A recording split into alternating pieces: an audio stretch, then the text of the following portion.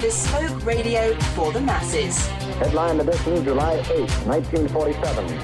The Army Air Forces has announced that a flying disc has been found and is now in the possession of the Army. If the game is rigged, change the game. Game changer. I occasionally think how quickly our differences worldwide would vanish if we were facing an alien threat from outside this world.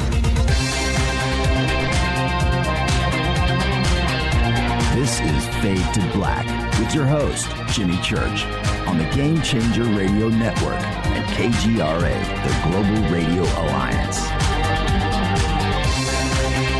I need your help to get to the year 1985. You're listening to Fade to Black with Jimmy Church on the Game Changer Network.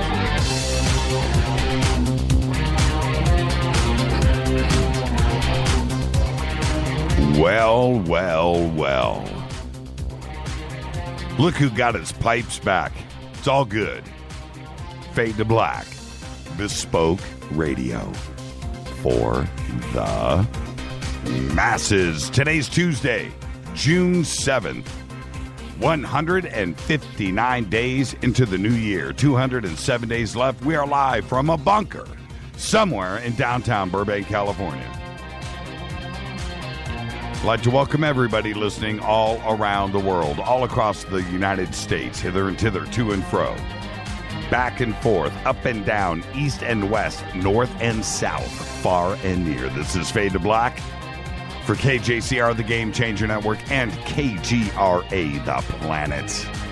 I'm your oh so humble host, Jimmy Church. What is cracking, everybody? Let's do this. Tonight, that's right, very special guest, James Gilliland is here.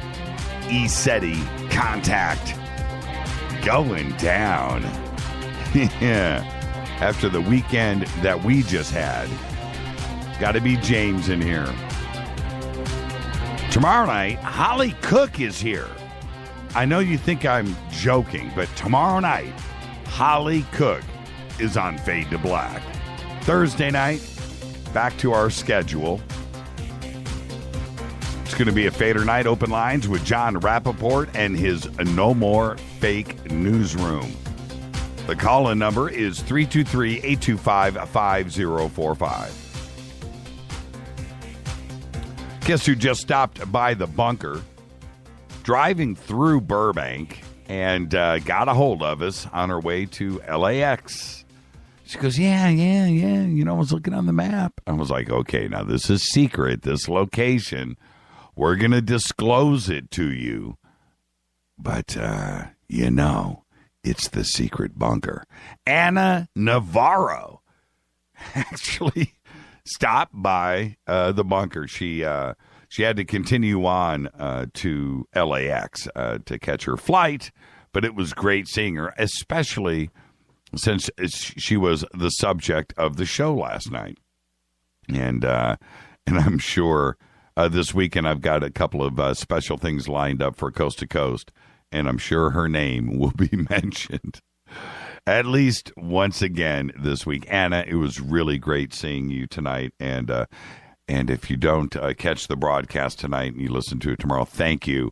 You were a life changer for 2 straight years out there at Contact in the Desert. So last year, Anna at a Fader party at Contact in the Desert goes, hey, check this out. I got a new program in my phone, and it tracks satellites. And you just punch it in, and it'll tell you what satellite is coming by. And right now, the ISS, the International Space Station, is going to be coming by here in a few minutes. We're like, what? And we're checking it out. And she goes, yeah. So everybody goes outside, and the Fadernauts that were there last year, I think we had like 25, 30 of us last year. We're all there, and we go out in front. We had rented this place.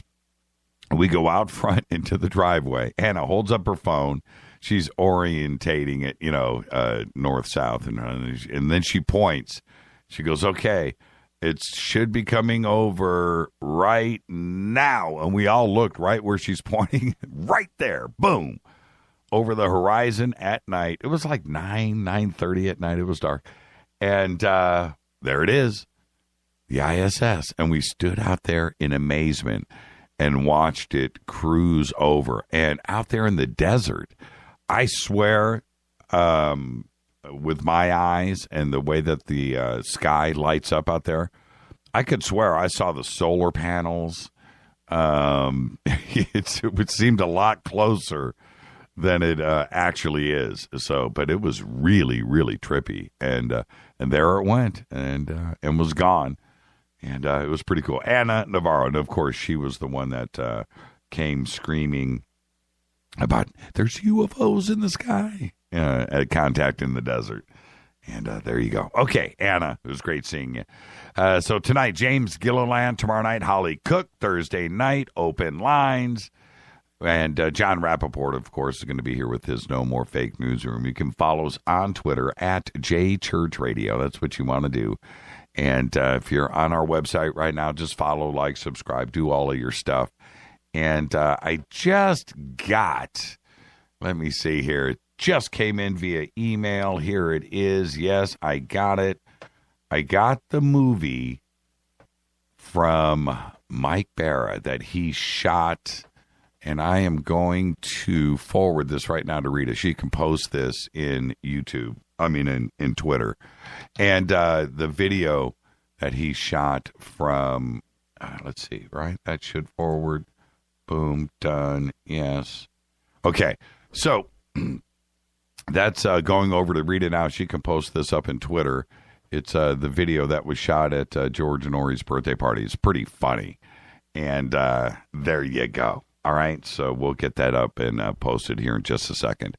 And all right, so tonight, James Gilliland. And with everything that has gone down over the weekend, we had to bring in James. We have to. What he does up there at his ECETI Ranch and what went down over the weekend. James and I were just talking about it a few minutes ago. There's something to this, and more of this in my rant here in a few minutes. But we're searching now. We're going to be purchasing some night vision goggles here because there is something really trippy. And right before the show, I was talking to Tom over at Coast. I said, dude, he goes, hey, man, I thought we were going to do some shots, man, at the after party. Where'd you guys go? I said, where did we go? At 9:00, we got the phone call from our friend Anna, and we dashed out to the lookout. And he goes, oh, you went? I said, man. He goes, I heard about that. I said, dude, this is what we saw, right? And this was Tom's answer. Welcome to the club. And man. Okay.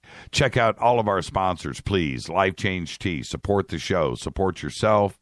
Change your life. Support our sponsors. Life Change Tea. GetTheTea.com. The banners are right there. Jimmy Church Radio. Click on it. Use the promo code Jimmy. Get free shipping. Go to the specials page. Ronnie's always got really cool deals going on over there. Just mention me when you order over the phone, or use me in the coupon code when you check out Jimmy, Jimmy, free shipping. Do it now. Also, Studio Dome, their new TWS True Wireless Stereo Bluetooth technology is available with their new package just for the Fadernauts.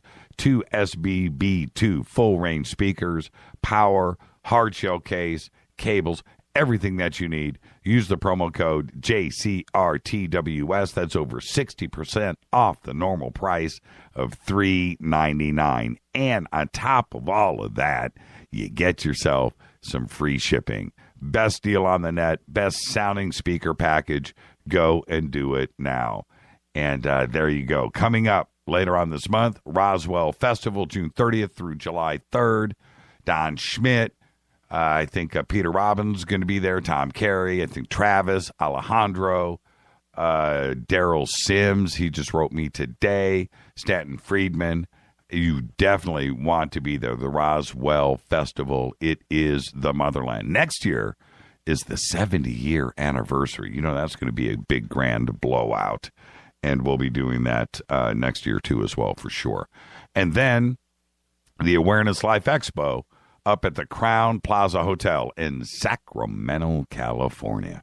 And that is August 13th and the 14th, with all of our friends are going to be there. Lori McDonald, Victor Camacho, Patty Greer is coming by, Len Bleepin Caston, our friend Holly Cook, who's going to be on the show with us tomorrow night. Had a lot of fun with Holly all weekend long. And her and her better half, Mark Walsh, and, of course, Lori McDonald, and Javier Sandoval with his night vision a couple of nights ago. Just an incredible show that is going to go down up there in Sacramento. And there you go. Okay, let's get the show cracking. Tom Jones today is 76. What's your favorite Tom Jones song? What's your favorite Tom Jones song? I want to know. And just as I said that, right as I said that, TweetDeck crashed. Right? All right. In Twitter, right now, I want to know your favorite Tom Jones song. All right. And there you go. Okay, I got it. Oh, man. Always something with Barra. Barra shot this video.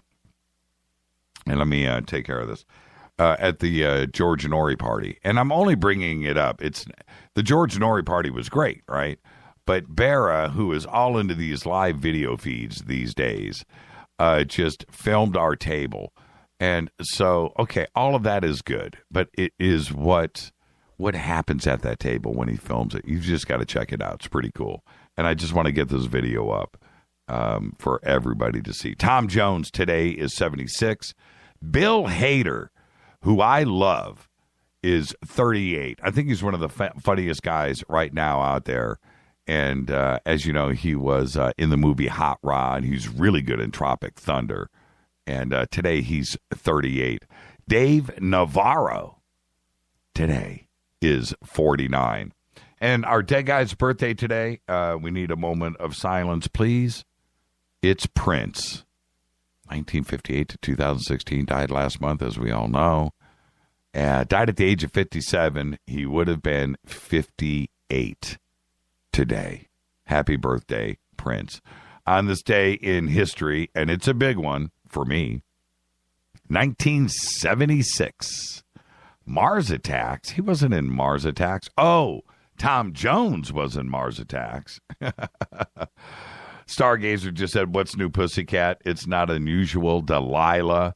Yeah, he had it all, didn't he? What about She's a Lady? Right? That was pretty good. It's not unusual from Ricardo. And Les says Mars Attacks. Oh, man, that's too funny. Where was I? Oh, on this day in history. 1976. New York Magazine publishes the story that becomes Saturday Night Fever. That's right. John Travolta as Tony Manero. But until then, a disco, just so you know, and to be clear, disco was already, in, a musical style. And there were a few hits. But it didn't go, and it didn't do its thing until Saturday Night Fever came out. And then that's it. It was a worldwide thing, phenomenon, and we were all wearing gold chains and white suits. But up until that point, it was still kind of an underground, very small, but it was there for a few years. Saturday Night Fever rolls out, and then it took off. But it was a New York Magazine story about this struggling dancer from New Jersey, I think. I'm making stuff up now. From Queens, from Bronx. And but that story is what was turned into Saturday Night Fever. And then all hell broke loose. Then the Bee Gees and everything else. So, Disco Inferno, right? That was 1976. Unbelievable. Fader fact. All right. What? Mark Tarana just said he's not a fan of Tom Jones. Mark stands in the corner for 1 week. That's a 7-day penalty box move. There is no penalty box, 7 days. He's got to stand in the corner. And on top of that, oh, what was that? That was bizarre. That came out of nowhere. Where's this coming from? Where's, do you guys hear that? Did that go out live? It's bizarre. I'm looking around. I got nothing. I don't see anything. All right. Is Tom Jones. That's a 1 week in the penalty box, Mark. And Ryan, you expect Ryan to come in with, who is Tom Jones. I don't think Ryan knows anybody, and it's funny, Ryan. We get the joke. Let's see. I thought it was Jimmy. So, no, man, Tom Jones. Who knows Tom Jones's original name? You do hear it? Well, there you go. I don't know. I don't know where it came from. I've never heard that sound before. That was bizarre. Okay, Fader fact. Write this down. I'm still having throat issues. I'm almost 100% there. Okay, Fader fact. Are you ready? This is one of those facts that I've heard a few times over the years. I just decided to vet it today and confirm it and share it because it's mind-blowing. All right? Listen to me. All of the gold ever mined in the world, ever mined throughout history, period, all of the gold coins, all the gold bars, everything that is King Tut's sarcophagus, everything that has ever been mined throughout the history of man would fit in a 60-foot cube. Think about that for a second. 6 stories tall. That's it. A cube that big. All of the gold ever mined. You would think that at least 3 of those would be in Fort Knox, right? Oh, no. That's everything on planet Earth. Right now, everything that's ever been mined would fit inside of a 60-foot cube. That's it. And to put it in more perspective, the base of the Washington Monument, right? And you go up 10 feet, the base. That is all the gold that has ever been mined in the history of the world. That's nuts. It doesn't. You would think there would be that many Krugerrands or gold bars and just loose change, let alone all the gold jewelry and rings and watches. All the gold watches in the world, wouldn't it take up that much? No. Everything that has ever been mined ever would fit in a 60-foot cube. And that's name is, there you go, Thomas John Woodward. Okay, that was pretty good. And some asteroids have 10 times that in one space rock. Yes, Dan, thank you for that. Chiming in. Tonight, we have James Gilliland on the show.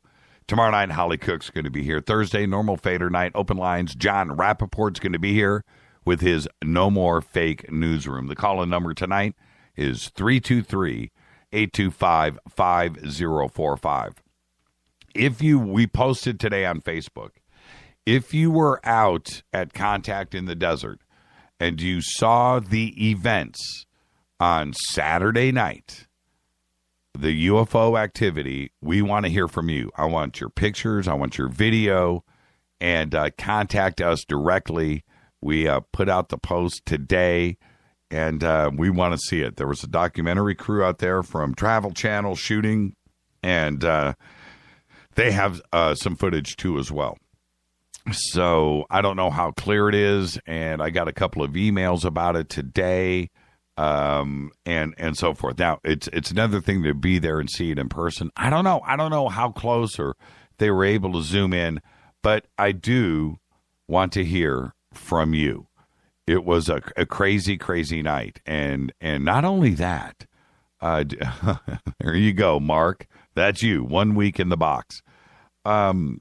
Is what did you see? I want to hear that too as well. I want you to share that with us. So certainly you can call into the show, but you can put it in an email. And also we've got a thread going over on Facebook about this too as well, because it was an extraordinary night. And I had said last night that people are going to be talking about this for years, and they are. Also today I posted a website where you can go and MUFON and so forth, because there's a MUFON report now that is running on this. And we put up the links for that, so you can go and share, because it's I don't know what to make of it. Not the event. My mind, my brain. It was pretty wild, and to see this not only with the night vision but with your naked eyes, that was pretty wild. It was a show. And that show was definitely put on for Contact in the Desert. I don't think any of that was a coincidence. And I was, I talked to probably 4 or 5 people today about this on the phone. And yeah, now I'm the crazy guy, right? And I don't care.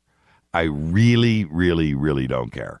I just, and Rita, we saw what we saw. I can't explain it. Is it us? Is it them? Is it both? I don't know. But it was amazing. And then I get this email today. This person goes, "So, Jimmy, you didn't take pictures, did you?" No, I didn't. Now, and I want to explain, because as everyone knows, that's the first question. Did you take pictures? That's what I do.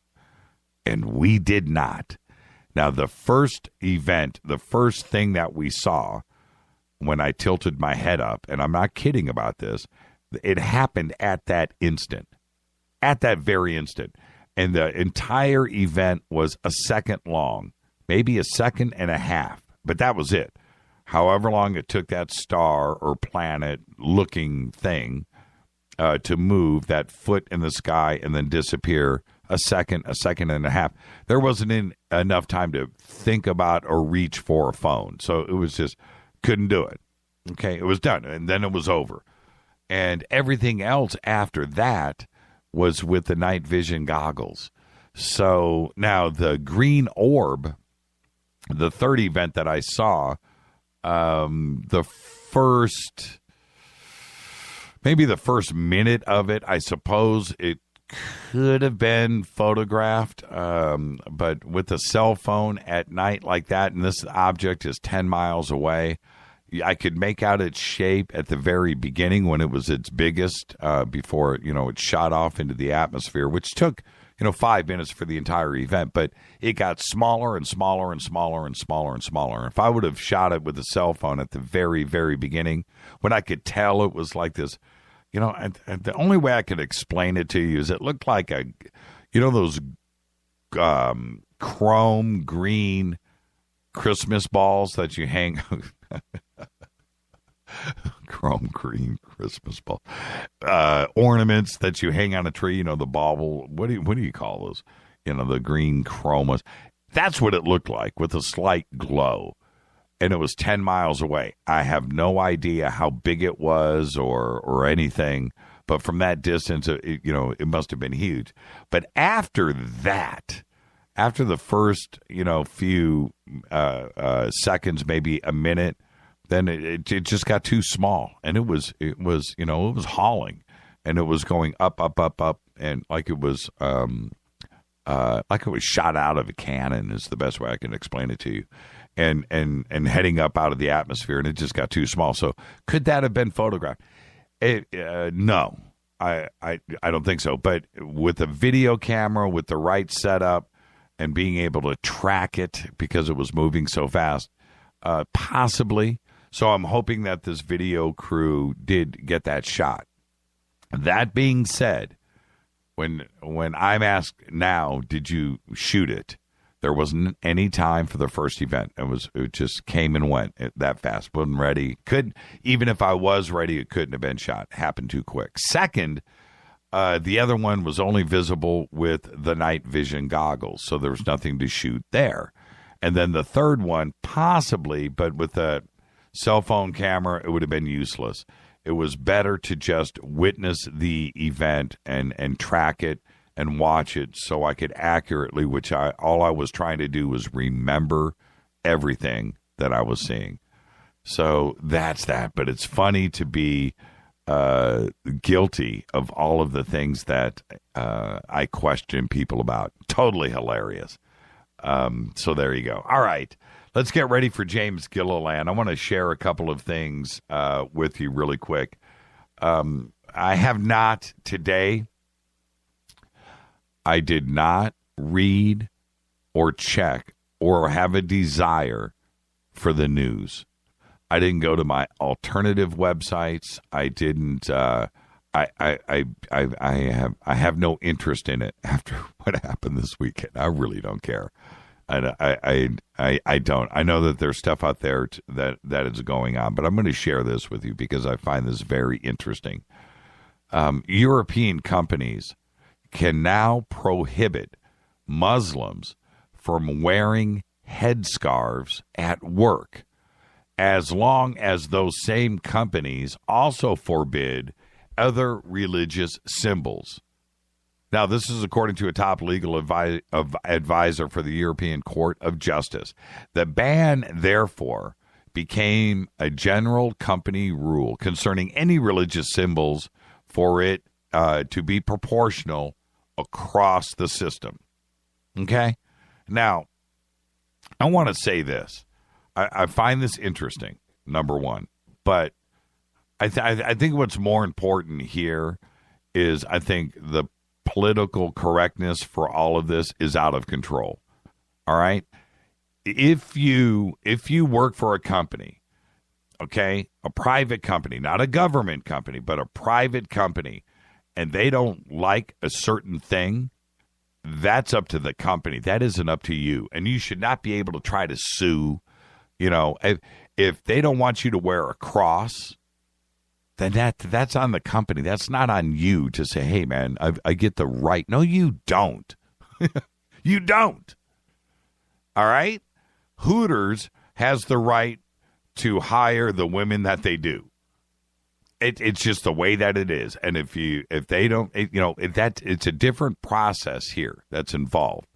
And to be able to sue or try to sue because you want to wear a Muslim scarf or a Christian cross at work and the employer doesn't want it, that's on the employer. A federal agency or a federal company, that's a different story. But a private company has the right to hire and represent whatever they want, whatever it may be. And that is it. It should not be, hey, that guy's wearing a cross over there. I get to wear my. No, you don't. If you don't like it, quit the job. Go work somewhere else. But a private company, I feel, should have the right to do whatever it wants. Whatever. And that just makes me angry that it's come down to this in our world. I can't tell you how frustrating that is. Government institution, that's a whole nother story. Private company, they can hire what they want. They can do what they want. It's just the way the world works. This is Fade to Black. Where's my audio? Why isn't my audio playing? Oh. This is Fade to Black. I'm your host, Jimmy Church, on the Game Changer Network and KGRA The Planet. I'm going to get out of here because when I come back, we're going to be joined with the one and only James Gilliland from the ECETI Ranch. You guys sit right there. I'll be right back.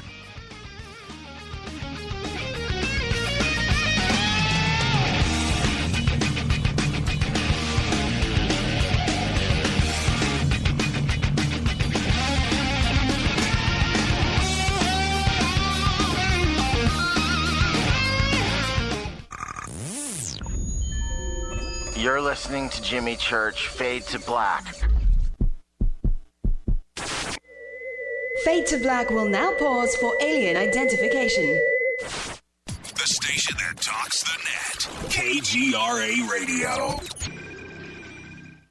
What's up, revolutionaries? It's me, Jimmy Church. Do you have an IRS or state tax issue? Well, I did, and I called national tax experts. My problems were fixed, done, Finney, and man, I got to tell you, it was a relief. National Tax Experts are a recognized tax office that services clients in all 50 states. It doesn't matter where you live. Give them a call. I'm telling you, they take the time to understand each and every client's individual financial status as well as their financial goals. And that's exactly what you need, my brother, when you're taking on the evil 3-letter. So, seriously, give them a call today at 1-877-909-5444. Again, 1-877-909-5444. Or go check out their website, www.nattaxexperts.com. That's NATTAXEXPERTS.com. Tell them Jimmy sent you. Health in America is becoming a top priority. Or maybe I should say, good health in the world is becoming a top priority. Maintaining a healthy body can be challenging. How about letting Life Change Tea help you? Our tea you make, you drink, and you benefit. Our unique blend of 8 different herbs helps you maintain good digestion, a healthy colon, and detoxes harmful toxins and parasites out of your body. And you know what? It tastes great. If you're wanting a change, a life change when it comes to health, log on to getthetea.com. That's getthetea.com. Or you can call us at 928-308-0408. That's 928-308-0408. When you log on to our mobile-friendly website, you can read all the numerous testimonies of how Life Change Tea has helped so many people. We carry many, many beneficial products that help your health and keep you on track. Getthetea.com. Kind of gets in your head, doesn't it? Getthetea.com. 9 out of 10 geneticists agree. Fade to Black is not your father's radio show on the Game Changer Radio Network and KGRA, The Planet.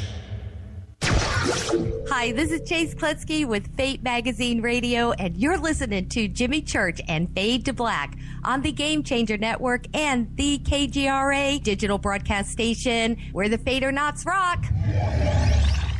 Hi, this is Rob Reiner from Anvil, and you're listening to JimmyChurchRadio.com. What's up? I'm Chris. What up? This is Kyle Massey, and you're listening to Jimmy Church Radio.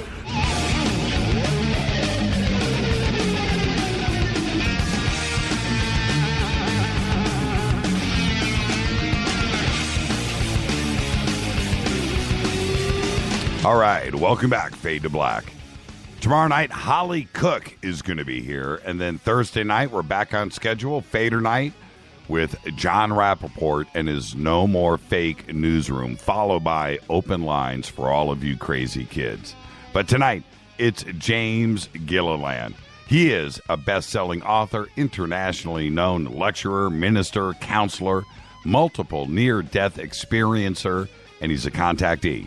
He is a facilitator of many Eastern disciplines, a visionary dedicated to the awakening and healing of humanity and the earth itself, who teaches higher dimensional realities from experience. He is recognized worldwide as the founder of the Gilliland estate, commonly known as ECETI Ranch, where he documents and shares amazing multidimensional contact phenomenon, which can be viewed over at his website, ECETI.org. His books include Reunion with Source, Becoming Gods, and The Ultimate Soul Journey. He is also the host of the documentary Contact Has Begun. His latest book is Anunnaki Return, Star Nations, and the Days to Come. And it's powerful. It's a powerful look at what is happening on a multi-dimensional level as we move forward in this time of great change. And I would like to welcome back to Fade to Black our good friend, the one and only James Gilliland, who just jetted out of L.A., just landed, and he's back at the ranch. James, welcome back to the program. Oh, great to be back on the show. And so, James, we got to start here, my friend. It was a crazy weekend up there at Contact in the Desert, wasn't it? Oh, yeah, it was intense. It was, I'm still recuperating from it.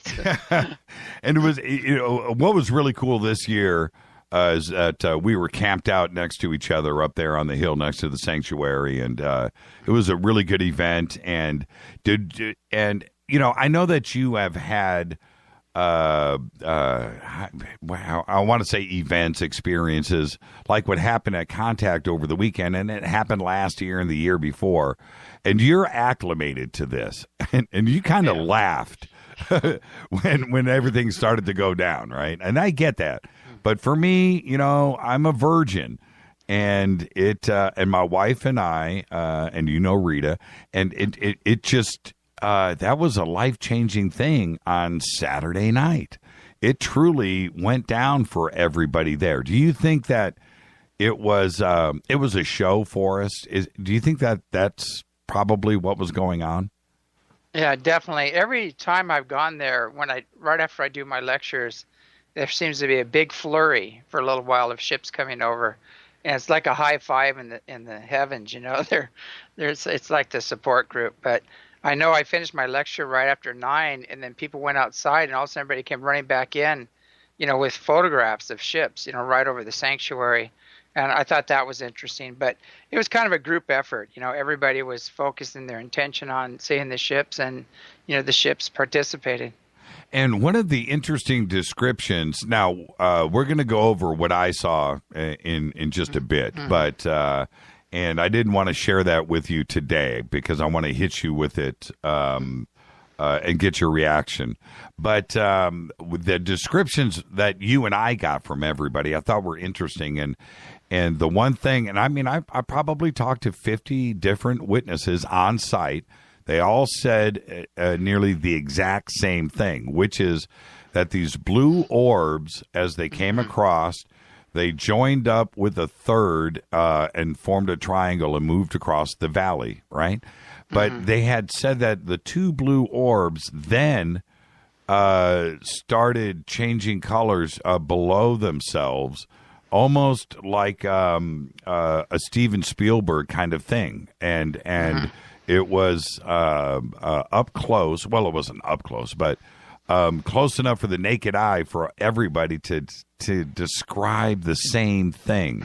Have you seen anything like that? And what did you make of all of this eyewitness testimony that was coming in all over Contact?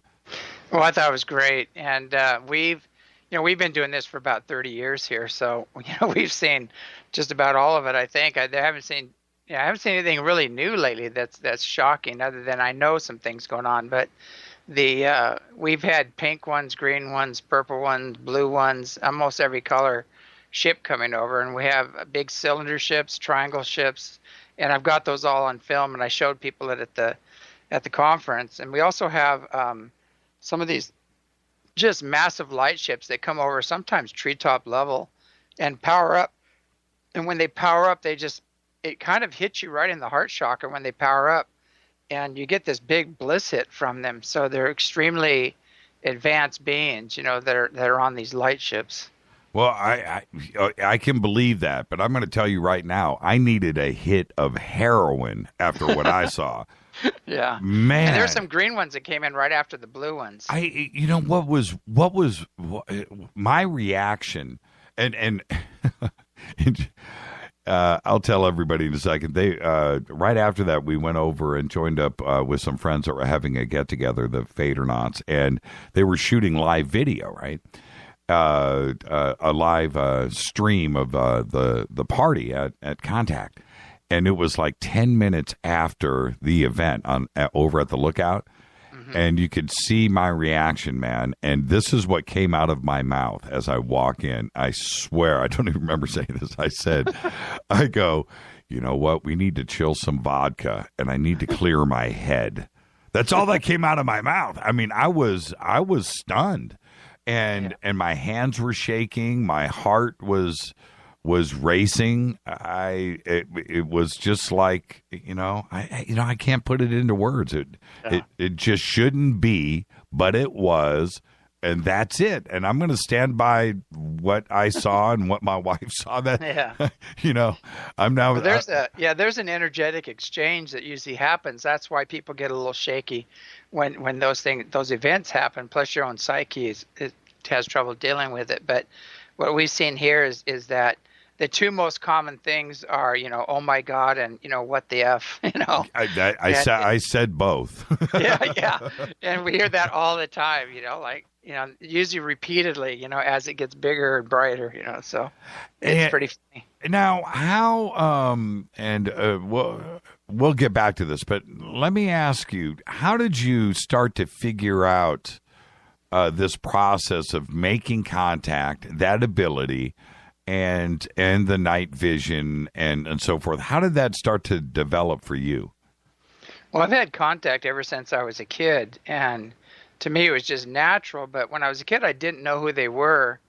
But I was raised not too far from Joshua Tree in Apple Valley, California, and I used to sit on these big granite boulders as a kid, and these beings would talk to me like telepathically in my head, and they would help me understand Earth, and why people do the things they do, and help me to depersonalize a lot of what was going on. And I didn't know who they were, and then I had a drowning, and totally went through the tunnel everybody talks about, and ended up in the plane of bliss and hung out there for a while, and then came back, and that just blew my doors wide open again. And then I came here to the ECETI Ranch to build a retreat, a healing center.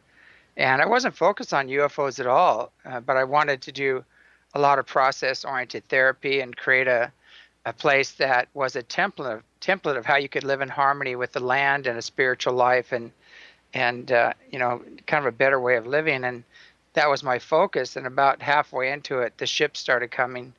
And what I find out is when you're on the path to enlightenment, you're going to have an experience. They find you.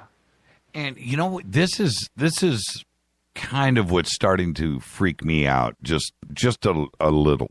And it's this thought that as we could be sitting out with our family on the back patio at night, having a nice barbecue and a nice dinner, and the stars are out, stuff is zipping around over our heads, and we don't know it because we can't see it. And it's going on. It has to be going on all the time, isn't it?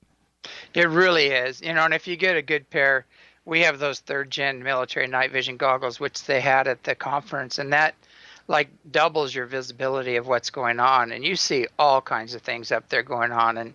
And we actually hooked up a Sony camcorder to the night vision goggles, and we filmed some just amazing things of 2 massive motherships crossing each other and then powering up, as they cross, and one coming from the bottom, one coming from the top, and it's just, things coming out of the mountain. We have doors opening, light doors on the mountain here at Mount Adams opening up, and ships coming out, and we photographed it. We flew up there and photographed the place, and there's actually a Buddha statue at the bottom of this cave carved out of basalt, and then all around the cave face are these giant faces. And Peter Maxwell Slattery from Australia was here, and he was filming that door right there, and all of a sudden this ship just came right out of the cave.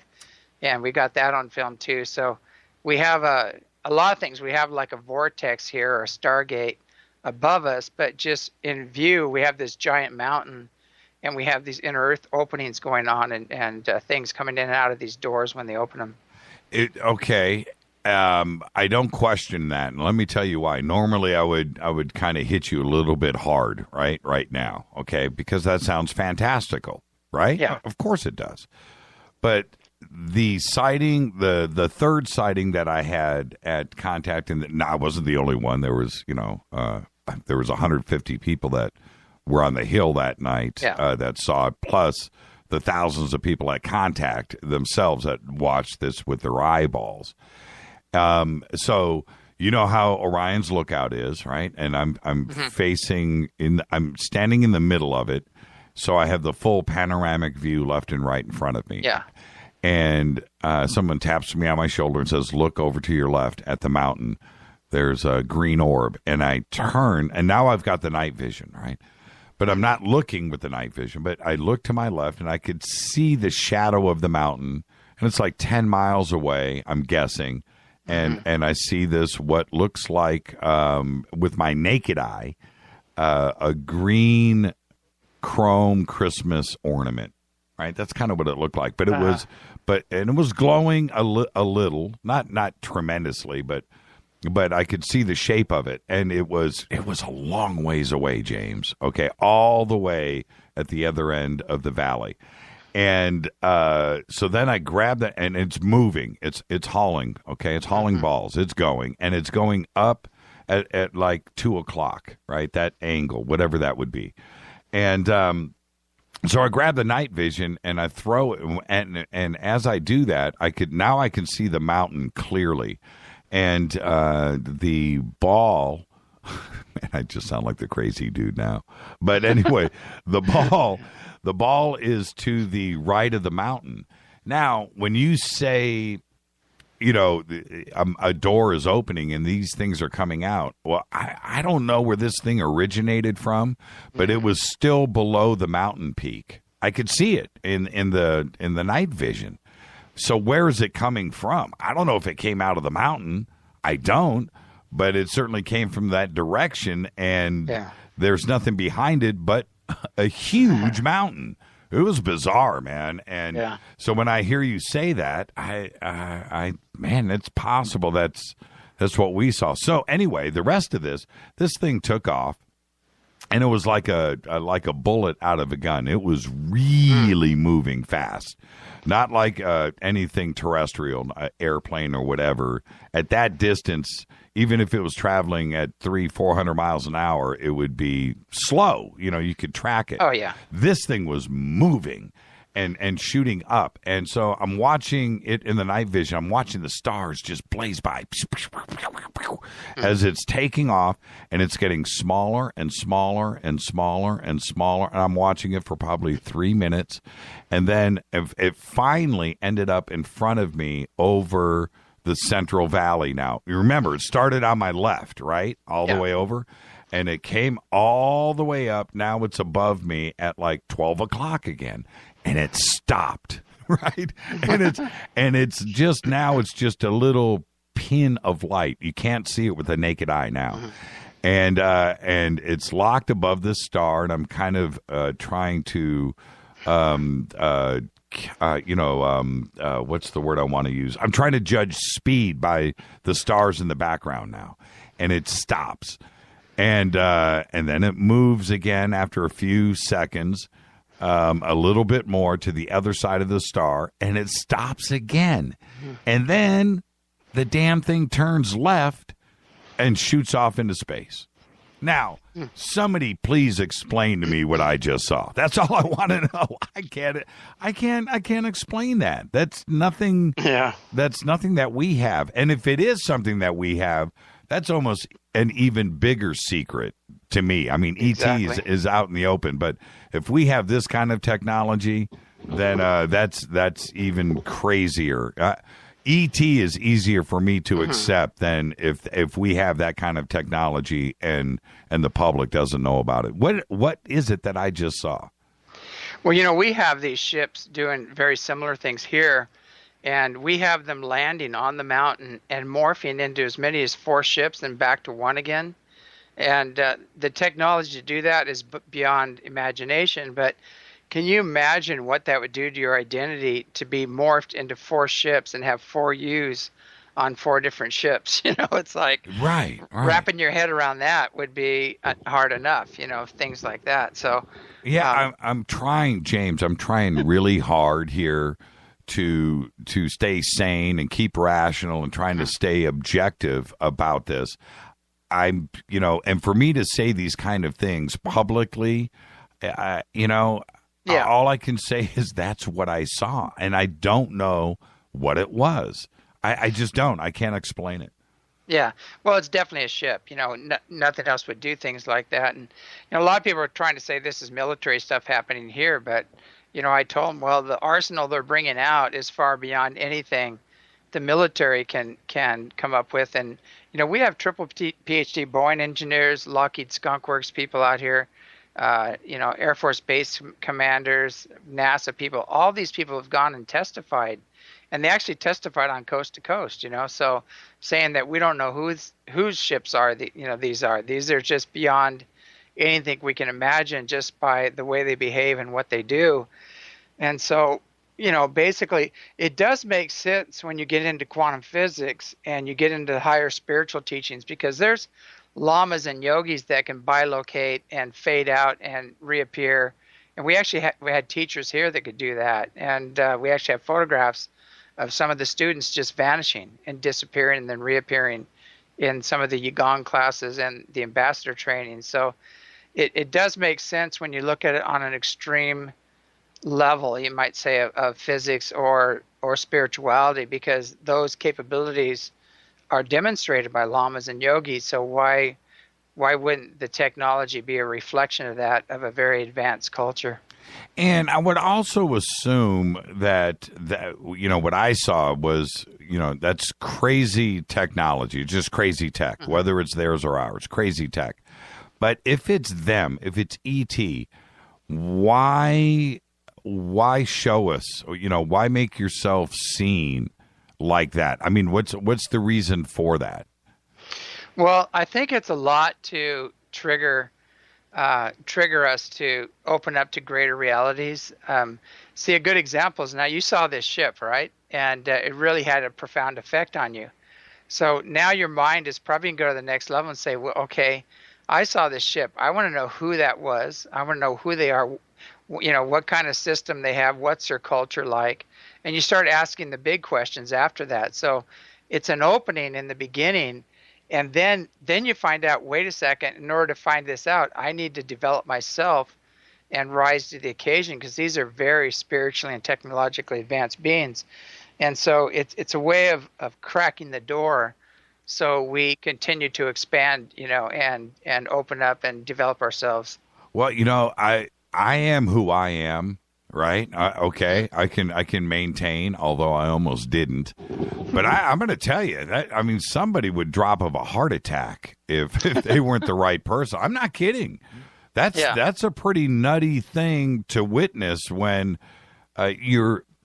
Look, James, we're all used to terrestrial things: a car driving down the street, a kid playing basketball, things that we know are real and whatever, right?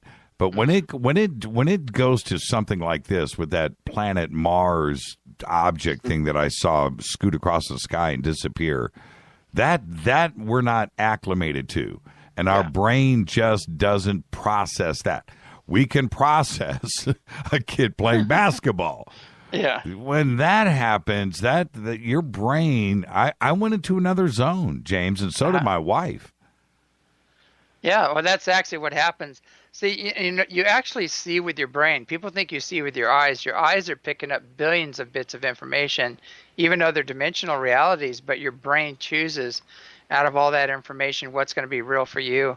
So what happens is you keep getting triggered by these events, and you start opening it up to bigger realities or grander possibilities, and then it's just a continuous opening. And you do have, you'll have times where you just want to walk away from all of this and say, this is nuts, I'm losing it. Right. And, but you have to just hang in there and just stay with it. Do you have to, I got to ask you, man, you get some newbie, some skeptic, right, up there at ECETI, which I know happens daily, right? And you get that guy up there. Do you have to give him a little bit of coaching and a disclaimer? Look, man, you're going to see something, and when you do, you just may freak out. So just maintain, take a deep breath. Yeah. I mean, do you have to do that? I would think you would. I wish somebody would have done that to me, actually. Yeah. Well, we do kind of coach people and tell people, look, this is what happens here on a regular basis. When it does happen, don't freak out. Don't go into flight or fight or fear. Just open your hearts, open your minds to the experience. And we also teach people discernment, too, because we have a saying, just because you're dead doesn't mean you're enlightened, and just because you're an ET doesn't mean you're benevolent. So when you shift into interdimensional mind, you start experiencing all kinds of different beings. And sometimes, they aren't in your highest and best good, but the majority of times they are benevolent. And that's interesting. And let me tell you what, I don't know, did you talk to Rita? Did you talk to my wife? Just shortly, not afterwards. Not afterwards. Okay, because her reaction, which we were driving over back after all of this happened. It was a weird conversation in the car. Trust me on that. And but when we got there, she was caught on camera. She walks in and she goes, "They're real." You know, Yeah, and yeah. it's hard, so hard to put into words. You know, Yeah. but that's her reaction. Oh yeah. They're real. And Did she not believe earlier? No. We've had our sightings. This is the see, James. Yeah. Look, I've photographed a black pyramid triangle thing that in the daytime that disappeared up into the clouds, and I was with friends and we saw that like 20 years ago, and I shot it on film. Okay, so I have the negatives and I have the prints. So, yes, and then my wife and I had a sighting together that was pretty profound.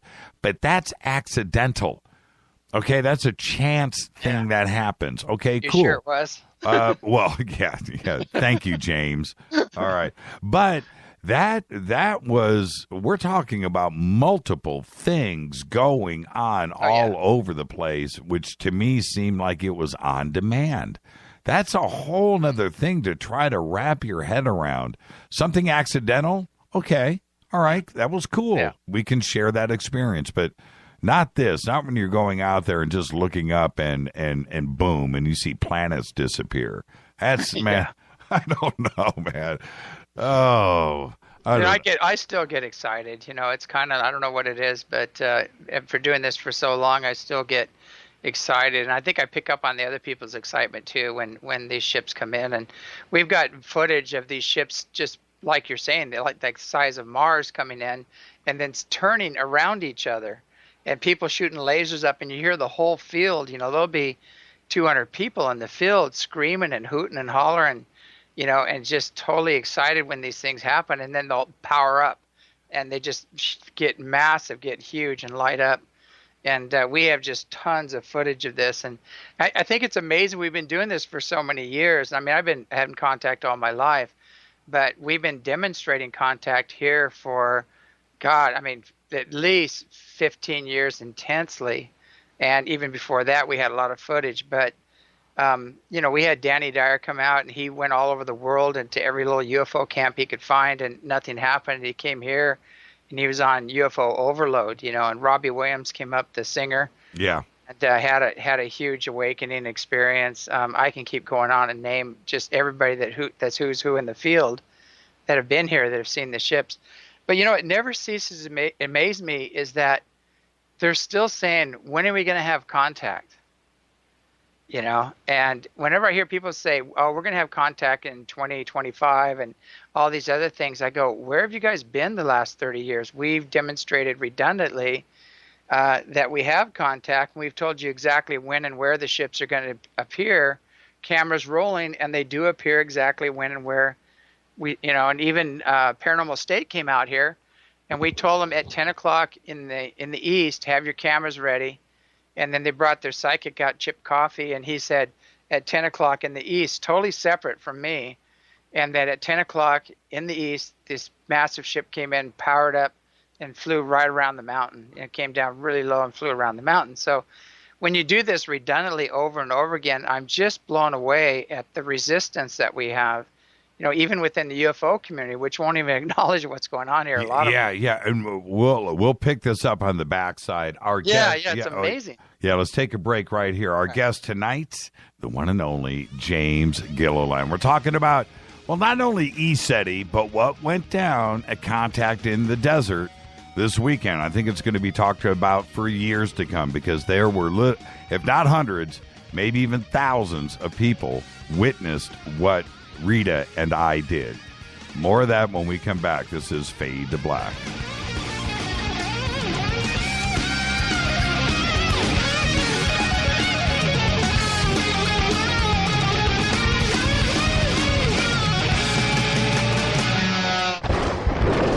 This is Fade to Black with Jimmy Church on the Game Changer Radio Network and KGRA, the Global Radio Alliance.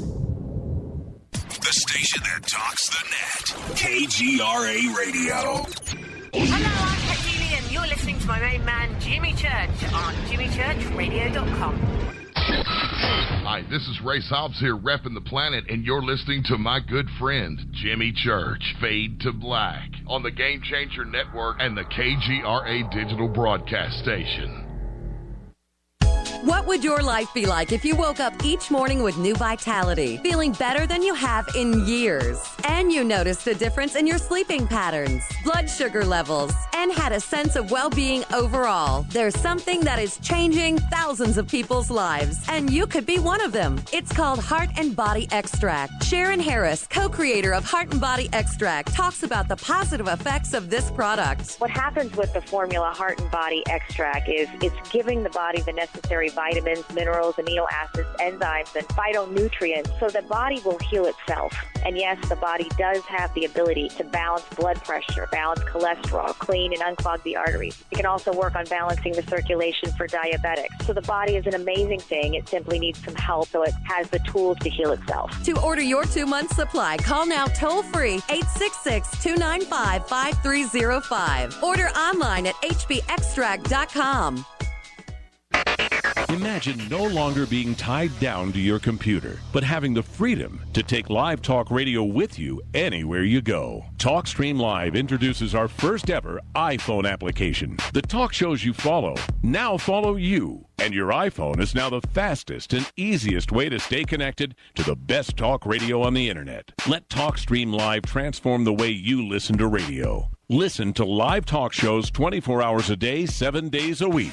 Mobile talk radio from TalkStream Live. Now available in the iTunes App Store. This is Toby Kebbell. You're listening to JimmyChurchRadio.com. Don't hurt me, Jimmy. I'm only little. Hey, I'm Adrian Grenier. And this is Ari Gold. We're the Honey Brothers. Yes.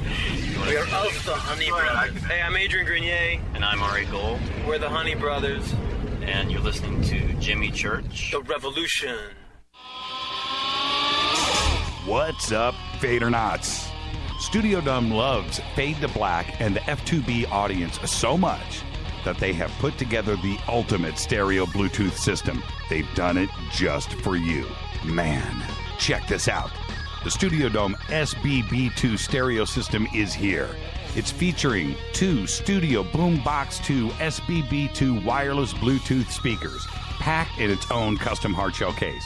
This Studio Dome system features the very latest in stereo Bluetooth technology.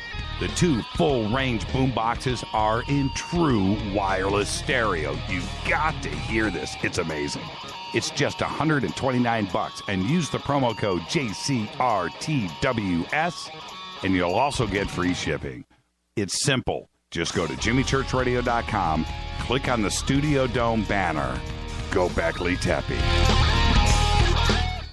This is Micah Hanks of the Gralien Report, and you're listening to Jimmy Church on Fade to Black, across the globe on the Game Changer Radio Network and the one and only KGRA Radio, The Planet.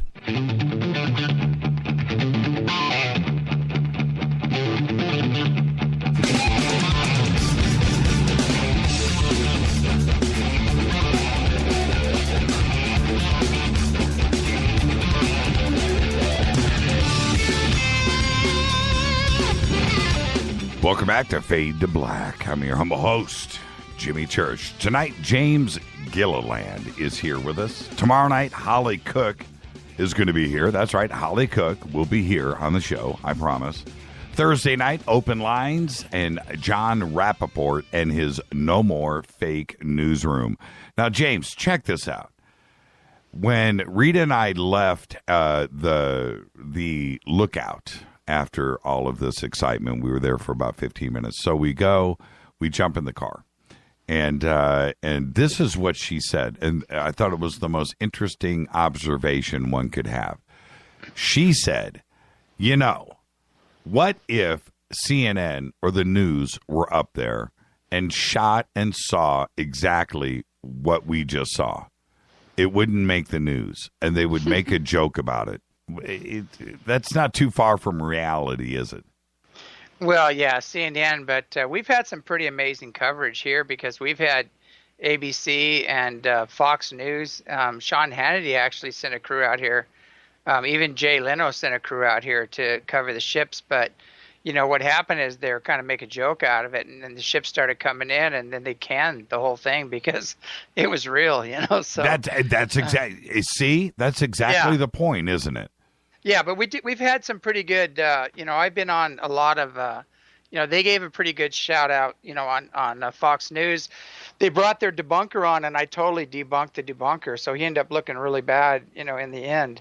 Because I told him, I said, look, we're using your data. We're using J-Tracker and Heavens Above to see if these are satellites or any known objects, and they're not. And so for you to say this is just the space station when these things are landing on the mountain and morphing into 4 objects is utterly ridiculous, So it's and that's what they do. They try to dismiss it as a meteor or a satellite or something of that nature. And even the International UFO Reporting Center constantly keeps saying, that there's nothing but meteors and satellites here, when this area has a long history of UFO activity going back to the Native Americans. They know all about it. Kenneth Arnold, saw the ships land on the western slopes of Mount Adams where he lost them, and he coined the word flying saucers. And we've had Dr. Jalen Hynek do research out here. Greg Lon, all these guys have written books about the area. So I don't know why it's so important for them to dismiss this area. And even we had an elk abduction with about 14 witnesses, and they totally discounted that and tried to move it over to Rainier. So there's an extreme effort to get people not to come and check this place out and not to come and see what's happening here, even within the UFO community. And when you hear that, obviously frustration sets in. What do you do about it? Well, to me, it doesn't matter because, truth stands on its own merit. You don't have to defend it, and now because I've gone public with all this stuff and the mountain of evidence we have and the tens of thousands of eyewitnesses, high caliber people, it just buries them, I mean, all you can do now is, I always say thank you for establishing your character and your ignorance, have a nice day. But, that's about all you can do with it and laugh at it. I just don't give them any time anymore. And is it for you, is it daily? I mean, is there a time where it doesn't happen? Well, with me, I'm in constant contact because I have been working with them so long. It's like, it's just picking up the phone. I just put a thought on them and I start connecting. And my body's ultra sensitive, so I know when they're here and who's who. They all have different signals or different frequencies, and I've been proving that, redundantly over and over again. But yeah, it's constant with me. Even on the plane, I was getting slammed with Pleiadian energy while I was on the plane, and I was trying to film one of them, but I couldn't get it. iPhone just doesn't work on the plane to get these things. It just looked like a little dot, Well, how does that happen? Okay, you and I and Rita were all up at ECETI. How is it? Take me through that process when you're ready to let them know that we're there. Well, what happens, it depends. If you do a Skywatch, I'll usually go out there and we'll have the night vision goggles, and I'll go out there and I'll have a laser and I'll feel them coming in. And a lot of times you'll start hearing the birds singing at night and the coyotes will start howling. And you'll feel a presence, they're here. And then I'll just turn around and I'll feel them coming in from the west or the south or whatever. And I'll look up and hit them with a laser and go, here they come, here they're here. And sometimes they'll tell me, we'll be there in a half an hour. They'll tell me when they're coming. And so we'll just go out at that time and sit, and I'll get a camera and go out and film them when they come in. And I think what we do here too is we've been, we've already risen to the occasion. We've been doing intense process-oriented therapies and meditations and a lot of events here, with elders from all different nations. Have done a lot of ceremony here. So we've been working with that energy for so long that they know this area. They come and they put a show on for us. And the next night, we had another get-together, right? This was Sunday night, and Javier Sandoval shows up with his night vision gear, right? So we set all of that up, and, okay, so this is what happens next. Jimmy Church, the crazy guy. So we go out, and Lori McDonald is with us, Lori, and so we go out, and she well, first off, we had a couple of other sightings with the binoculars, the night vision. I'll talk about that in a second if we have the time to get back to it. But she hit one spot of the sky with her laser, pop, pop, and we got, a flashback. Yeah. Now, what is going on there, and is that common? Oh, yeah. Yeah, they always, when they come over here, they'll come over and we'll pop a laser up to them, and then they'll flash back. And that's a pretty common experience here. Steve Murillo, right? Yeah. Okay, so Steve, this is like, 2 or 3 years ago, and we were we were somewhere. We hang out a lot, and he goes, "Okay, man, let me just tell you about this trip to the desert, right, that I took." I said, "Okay." And he said, so they were doing their CE5, calling out in the desert, and he said they were out there all night, and it was 2 o'clock in the morning, 3 o'clock in the morning, and this guy comes up and says, "Oh, see that star over there?" And he goes, "Yeah." And he goes, "No, that's not a star. That's them." And he goes, "No, it's a star." And he goes, "No, check this out." Takes out his laser. And Steve said, on cue, this guy went pop, pop with the laser, and the star blinked back, pop, pop, right, twice. And Steve was, holy crap moment. And then he hit it 3 times, 1, 2, 3. And it blinks back 3 times on cue. And Steve said, I couldn't believe it. And so we're watching, and then it moved, he said. He goes, it moves across the sky, and this other star that he thought was a star moved over, and now they're sitting next to each other, the two of them up there. And Steve said, "Give me the laser," right? And he takes the laser, and he said, "Jimmy, I hit it twice, pop, pop, and the 2 flash back, pop, pop. And then I hit it 3 times, and they flash back 3 times, pop, pop, pop." And I know it sounds nuts. I'm a believer now. I've seen it, but is it really just that easy to do? It is. One time I had a similar experience here. There was 2 things that happened. One, I had about 3 or 4 UFO investigators up here, and I came out, and they're all sitting out, and they had all their gear and everything. And I just finished a radio show, actually, and I came walking out. I go, "Hey, guys, what's that over there, in the west?" And they go, "What do you mean?" I go, "That huge object, in the west." And they go, "That's been there all night. That's a star." And I said, "No, it's not. It doesn't belong there." And they go, "No, it's a star." And I go, "It's not a star. I guarantee you it's not a star." And they go, "It's been there all night." And I said, "Put your camera on it and start filming it, and zoom in on it as much as you can." As soon as they got their cameras and lifted them up and started to film it, it took off. And they got some really good pictures of it. And this thing I showed it in my talk. This thing is an Orion mothership, and it looks like a golden aircraft carrier. I mean, it is just massive, when you zoom in on it. And then the other thing that happened here was even more mind-blowing, is that we had about 10 people in a row, and this ship landed on the mountain, and it was flashing at us. And they chose out of this row who would see them and who wouldn't see them. And so the people on the left side would see them, and they go, "It's flashing." And the people on the right side in the middle couldn't see it at all. They go, "No, it's not. It's out." I mean, it was a big flash. And they go, "It's out. It's out," like this. And then all of a sudden, people on the left side would go, "Oh, it went out." People on the right side would go, "No, it didn't. It's totally flashing at us right now." And the people in the middle go, "No, it's not. It's out." And all of a sudden, the people in the middle go, "Oh, there it goes." And the people on both sides couldn't see it.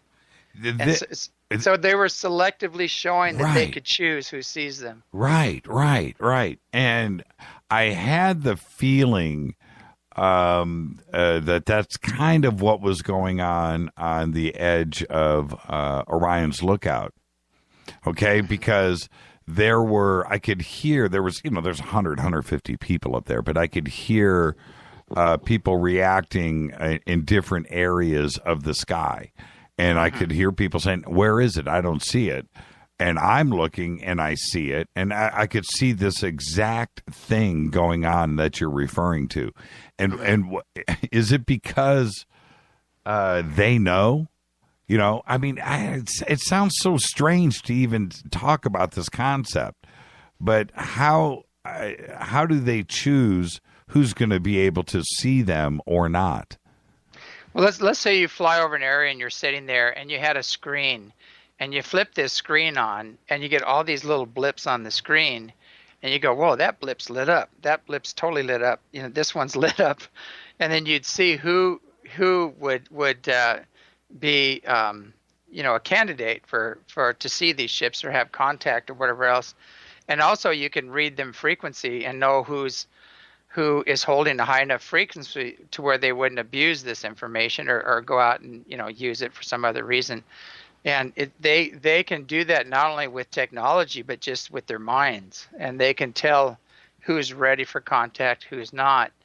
And I always tell people, until we get rid of that fight or flight program and the fear, we're not going to have contact, because these beings are of such a high frequency. When they come to us and appear to us, if we're holding on to a lot of low frequency thoughts such as fear and guilt and anger, unworthiness, things like that, it gets amplified being in their presence.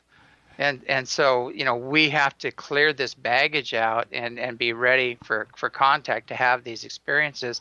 And what I found out is the more we clear our baggage and drop the lower frequency stuff that we're hanging on to, the more we're a candidate for contact. And if we keep going in that direction of healing ourselves and clearing ourselves with the intent of having contact, it doesn't matter, with an ET or with a master, you're going to manifest that eventually.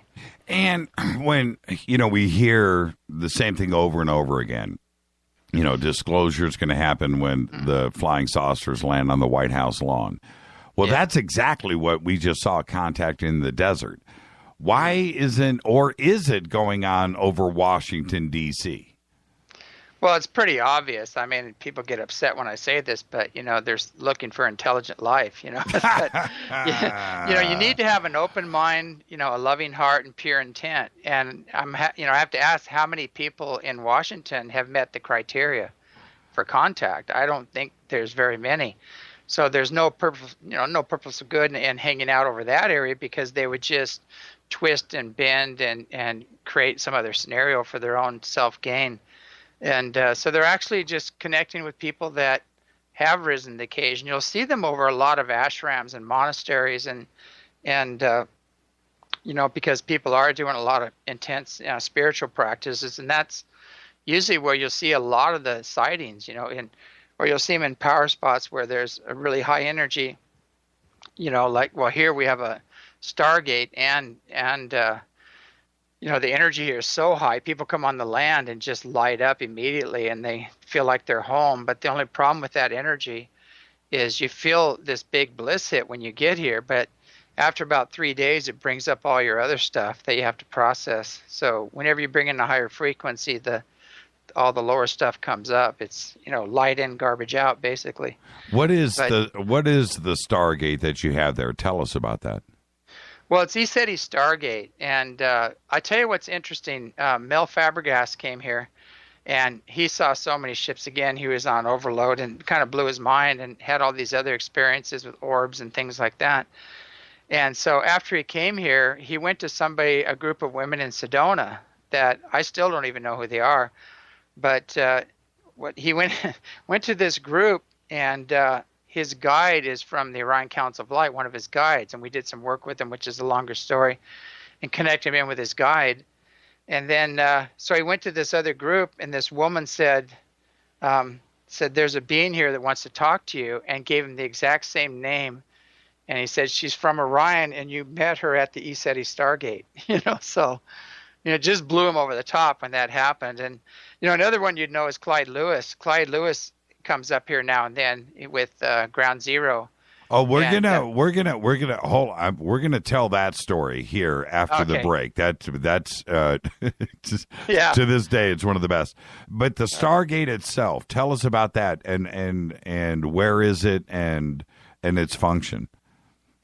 Okay, well, right above us is a Stargate, and if you kind of look softly, you'll see it, and it's a large, kind of a hole just above us.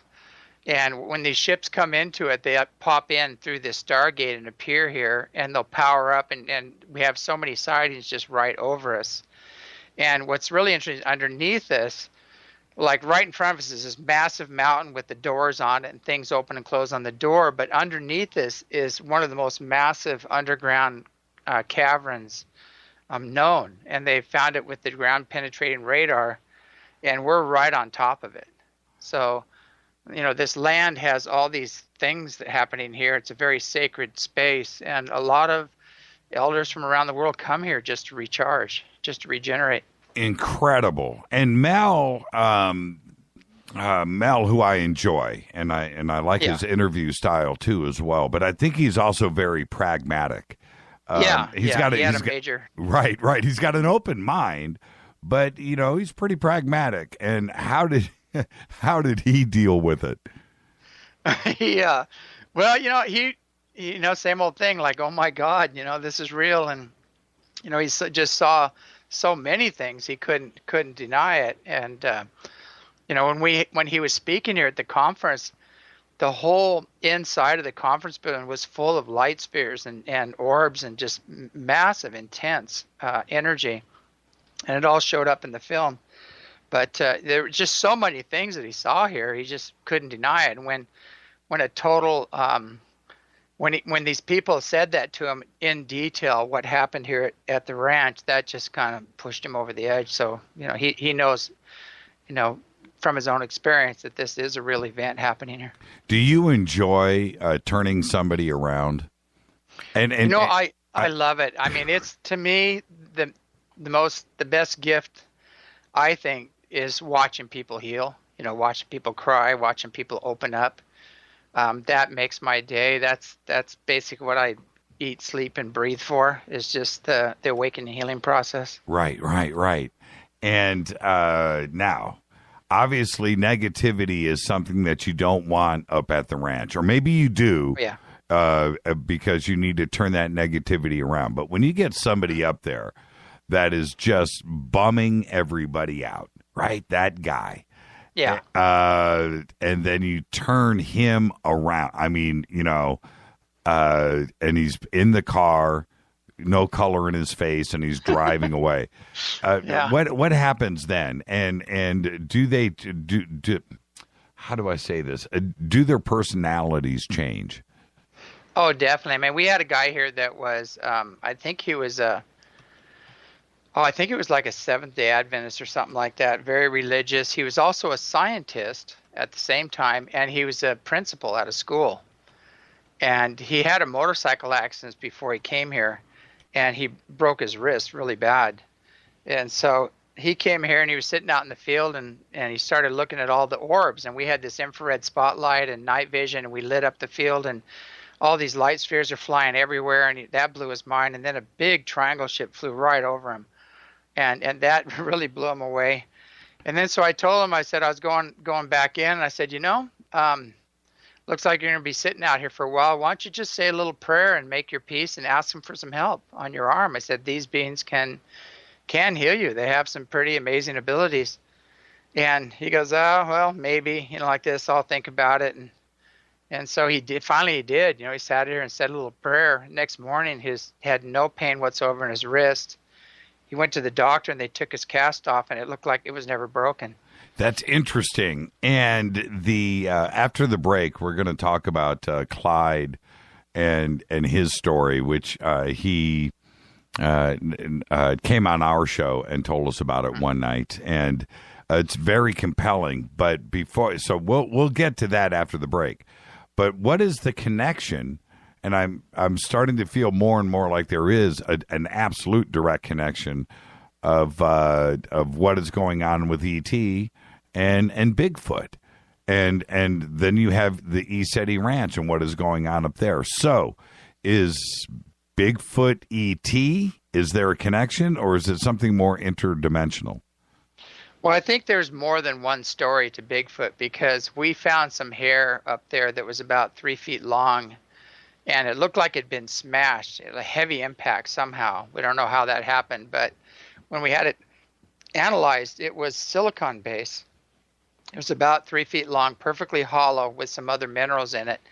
And the forensic specialist and the fiber specialist that looked at it, the first words were, is this alien? Like, where did this come from? We can't create this, here on Earth. And that kind of blew their mind. And then we have these other ones that come around here and hang out, and every once in a while they'll show themselves to people, and they do phase in and out. And I've seen them run right through a very thick forest, and the branches don't even move, which is really bizarre. So I've also seen some just phase out, phase in and out when they walk by me. So I've had I've had about 5 major sightings that were just undeniable in your face. But I think there's a multiple answer there. I think some are, according to Native Americans, and I've seen that some are pretty primitive. They're pretty primitive. They're kind of ape-like. Ape human they're more human than they are apes. Some actually look like they're more human, and I think some were actually engineered, for the ships to, like the big bad dog for security. Well, what do you mean by that? Well, when the ships are doing something very intricate, they don't want to be disturbed, or they want to keep other things out of the area. I think they have some kind of an android or something like that takes care of that, and it would take the form of what people would call like a Bigfoot. Is that the reason why we cannot find a body or any direct evidence or something buried or bones? Yeah, I think if they were to die in this dimension, they would probably dematerialize, because I saw a female Bigfoot 50 feet away walk right in front of me, and she was so close I could see her breasts, see everything. I could tell she was a female, and she turned and looked at me and nodded at me and kind of smiled at me and just faded out right in front of me and disappeared. And I had to really do a double check on my mental state, and I don't do drugs, and I don't drink, I don't do drugs and everything else. And to have that experience, and I go, wait a second, there's no way she did not even make it to the forest. She just phased out right in front of me. And there's a lot of eyewitnesses that talk about that, especially they had I think it's the American Standard of Science. American Academy of Science did a report here on Bigfoot, and there's a very extensive report, and they asked people, do you drink? Are you on drugs? Do you wear glasses? And these people gave very, very detailed reports on the Bigfoot, including the fact that they don't really have a neck. They look like linebackers. They're just like huge, Yeah. And man, we're going to be up against a break here in just a second. But there is the Patterson footage, and you said that it was female. Did it look like? The one I saw looked almost identical to the Patterson footage, but the one I saw was a female. Well, what wasn't the Patterson that I thought? Well, it might have been a female. I'm not sure. I'm not sure if that was a male or a female. Yeah, I would almost think it was female because of there were breasts. Yeah, and they're extremely sensitive beings, and they have a saying here. The elders, Native American elders, they said if you go out looking for Bigfoot, you'll never find him, but if he wants to, he'll find you. Yeah, totally. I totally agree. Let's take a break, and when we come back, I'm going to tell the story about Clyde Lewis going up to ECETI, and but we're going to get it from James's point of view, and it's crazy. This is Fade to Black. I'm your host, Jimmy Church. Tonight, James Gilliland. We'll be right back.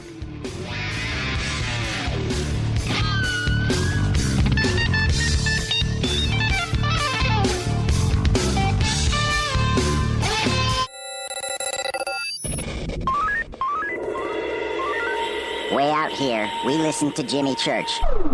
You're listening to Fade to Black. Always on the edge of the hottest alternative talk. Jimmy Church with Fade to Black. KGRARadio.com. ¿Qué tal, mis amigos? Yo soy Mario Carson, el tiburón, y los invito para que escuchen a mi buen amigo Jimmy Church Radio. ¡Claro que sí! Do you know what's in your body soap? Well, I didn't know the answer until about 5 years ago when I looked at the label of my soap and was shocked to see all the chemicals. For my entire life, I had been assaulting the largest organ of my body, my skin, and to think my children were using it too. Well, a lot has changed since then. Today, my family and I operate Stone City Farms, where we make and sell all natural goat milk soap using fresh goat milk from goats we raise on our farm. Our mission at Stone City Farm is to produce high-quality, all-natural goat milk soap for people who want a fresh, unrefined, natural product. At Stone City Farms, we offer scented and unscented soaps and a signature line of gift sets customizable to your needs. To see what our customers are saying, go to StoneCityFarm.com. Use the code NATURAL for a 20% discount. That's StoneCityFarm.com, code NATURAL for 20% off your order. You never know what could be hiding in your soap. Did you ever turn to your radio for your favorite talk show to find that it's been preempted for this? In the air to deep right center. Back goes Lewis to the wall, and it's out of here! Or this? And I'm ashamed of you, Hillary, for voting for it. Do you have a favorite talk radio program that's not available in your city? Just go to TalkStreamLive.com for links to the best streaming talk radio shows. At TalkStream Live, you will find live talk shows 24 hours a day, 7 days a week. All your favorites are here. With such a large selection, you will also discover some new favorites. On the go and still want to listen? With the mobile smartphone, simply type TalkStream Live on your internet browser. Now you can take internet radio with you. You will also find hundreds of music, news, and sports streams. Best of all, the TalkStream Live directory is free and there's never a login required. Remember TalkStreamLive.com, the fastest route between you and your favorite talk radio show. You are listening to Fade to Black with Jimmy Church on the Game Changer Network. Oi, oi, I'm Reese Evans. You're listening to Jimmy Church. This is Revolution. The revolution will not be televised. The revolution is on radio. Ciao.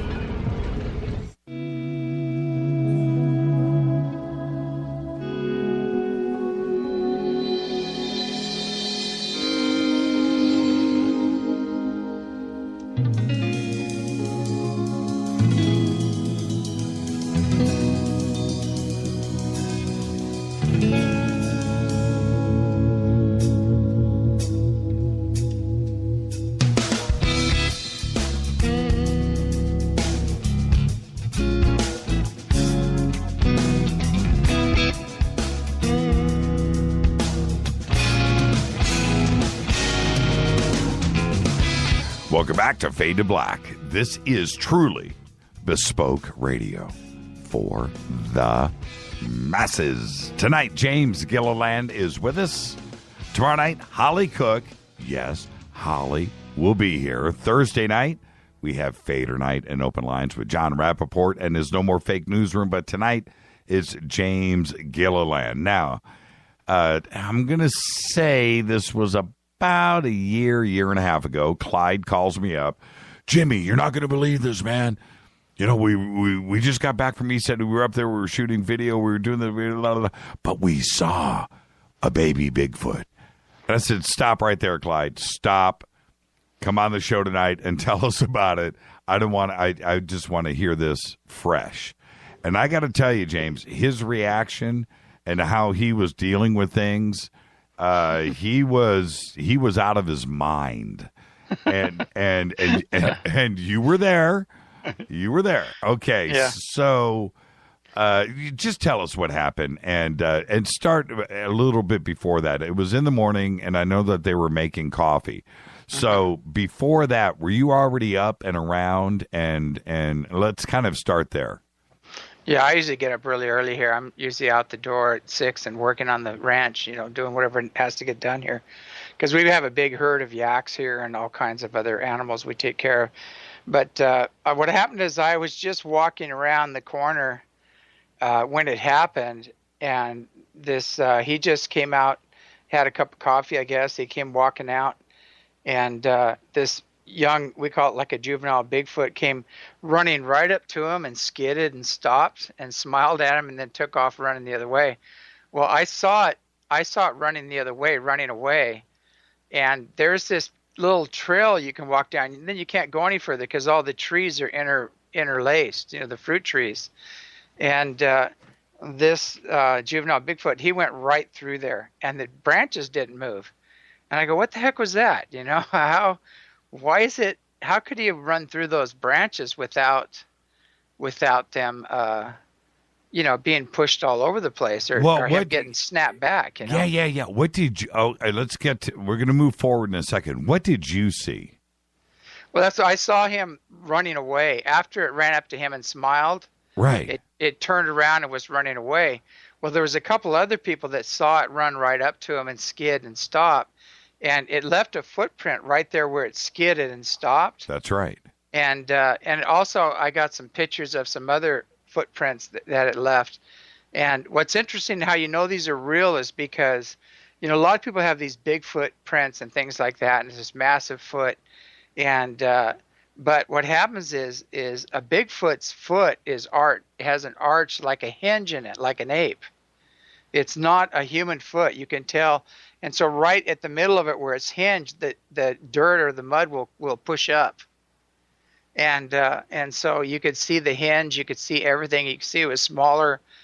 The foot was smaller than a usual Bigfoot. It was just I would say it was probably a size 12, maybe 14 or something like that foot. And but it was much bigger, much wider, and you could definitely see the hinge, the hinge foot in the photograph that I took of the Bigfoot. And I went on, I made a plaster cast of it, and then I turned it over and I was letting it dry, and it has dirt on the top of it. And unfortunately, my sister threw it out, so I guess it went to the dump or somewhere. I don't know where it went, but at least I have the photograph. Clyde said that when he looked at his face, that it looked like Michael J. Fox and Teen Wolf. Right? That's what he said. Yeah. He said it looked like a baby Bigfoot. Yeah, very human. Yeah, and a juvenile, clean-shaven face. And I found that really interesting. But you saw it only from behind. You didn't see his face. I saw it going away. I saw it running away. But, there's a whole family here. And we have Joseph here. We call him Chief Joseph. He's like part Okinawan and part Native American. He's an interesting guy. Very, very plugged in, very spiritual. And he came out the same door, was walking outside, and this about a 9-foot one went running by and almost ran over him. And he just went, whoa, he backed up, and, it didn't threaten him or anything. It was just on a mission, and moving through pretty quick. But we have a big orchard here, and they come and snag the apples now and then, things like that. We don't mind. Well, oh man, what was the gait, the physique of baby Bigfoot? Was he skinny? Was he big? What was the color of the fur? He was very, wide and definitely, had the shoulders, pretty muscular for that age. But, he's from what I saw when it was going away, but I wish I would have seen its face because I didn't see his face. All I saw was his back as it was running. And what was everybody acting like? They're all freaked out. Everybody was just freaking out. And I was laughing because it happens here all the time. There's so many things that happen here just because it is a vortex. We had one thing that had a gate of 16 feet. And we measured with a tape measure. And then it even got bigger and bigger, and then it disappeared like it went up into the air. And it had a foot like a three-toed. Well, there's 3 toes and 1 toe on the back, and there's claws on each toe. Big claws. And now I asked Clyde this question, so I'm going to ask you the same thing. It's Clyde and his crew up there, right? Yeah. How can you be sure that it wasn't somebody in a costume just up there to freak Clyde out, or maybe to commit a hoax to, how convinced are you that did not happen? Well, wherever that thing was when it ran, it would had to have gone through a pond, and you would have heard all this splashing and everything else. It just vanished. It just disappeared. And to me, it's like we've had hoaxes happen here before where people have tried to pulse things, not like that, not in the physical like fake saucers and things like that. We've had people send recordings here of certain things and tried to fake us out before, and then we had them analyzed and then found out, checked them out and had them, found out they were fake. But that happens a lot, and some of the agencies will do that. They set you up. They'll be following your work, and they'll give you something just too good to be true. Right. And they'll set you up really good, and then you put it out there, and then they come out and nail you and show it's a hoax. So you always have to be careful of that. They got us a couple of times, but we found out it was a hoax, and then we put a disclaimer out afterwards and told people that it's like YouTube. If you're watching YouTube, there's so much CGI and so much nonsense out there. It's like you just never know. Never know what's real and what's not. Can you communicate with the Bigfoot family? Yeah, they're very telepathic. And well, tell me about that. I mean, how does that communication happen? And will they actually come out to you? Well, I've had a communication for a while when I first got here with a very old one, and he had gray hair. He was very old, and just kind of, it was just, there wasn't a lot of information given. It was just kind of like an introduction, and then he said he had 2 apprentices, and then I saw him again with 2 other younger ones that he was teaching, and I asked him a little bit about who he was, and did he have a name for his clan, and they gave us that, and and I just asked him what he did here, what was his function or whatever. And they said that they're kind of like the height of the nature kingdom. And they said they're very, very advanced. The only thing is they didn't go into technology. They went into nature and advanced themselves in that direction. Wow, that's interesting. And when you see, I got to ask, when you see the Bigfoot TV shows, yeah. Okay, we don't need to name names or whatever, but yeah. How's your BS meter? When those are running. It's on pretty high, on those, because again, you have to go at this in a spiritual manner if you're going to have a contact or a connection. And if you were really spiritual, you'd probably leave them alone, because they don't want to be trespassed on. They don't want to be public, and so. Why are we trespassing into their space and their territory and hunting them down, to make a buck? It's just, to me, that's not real conscious. And if they don't want to be found, they're not going to be found. Yeah, exactly. I mean, you might hear a grunt or something here and there, or they'll break some branches saying, "Get out of our territory."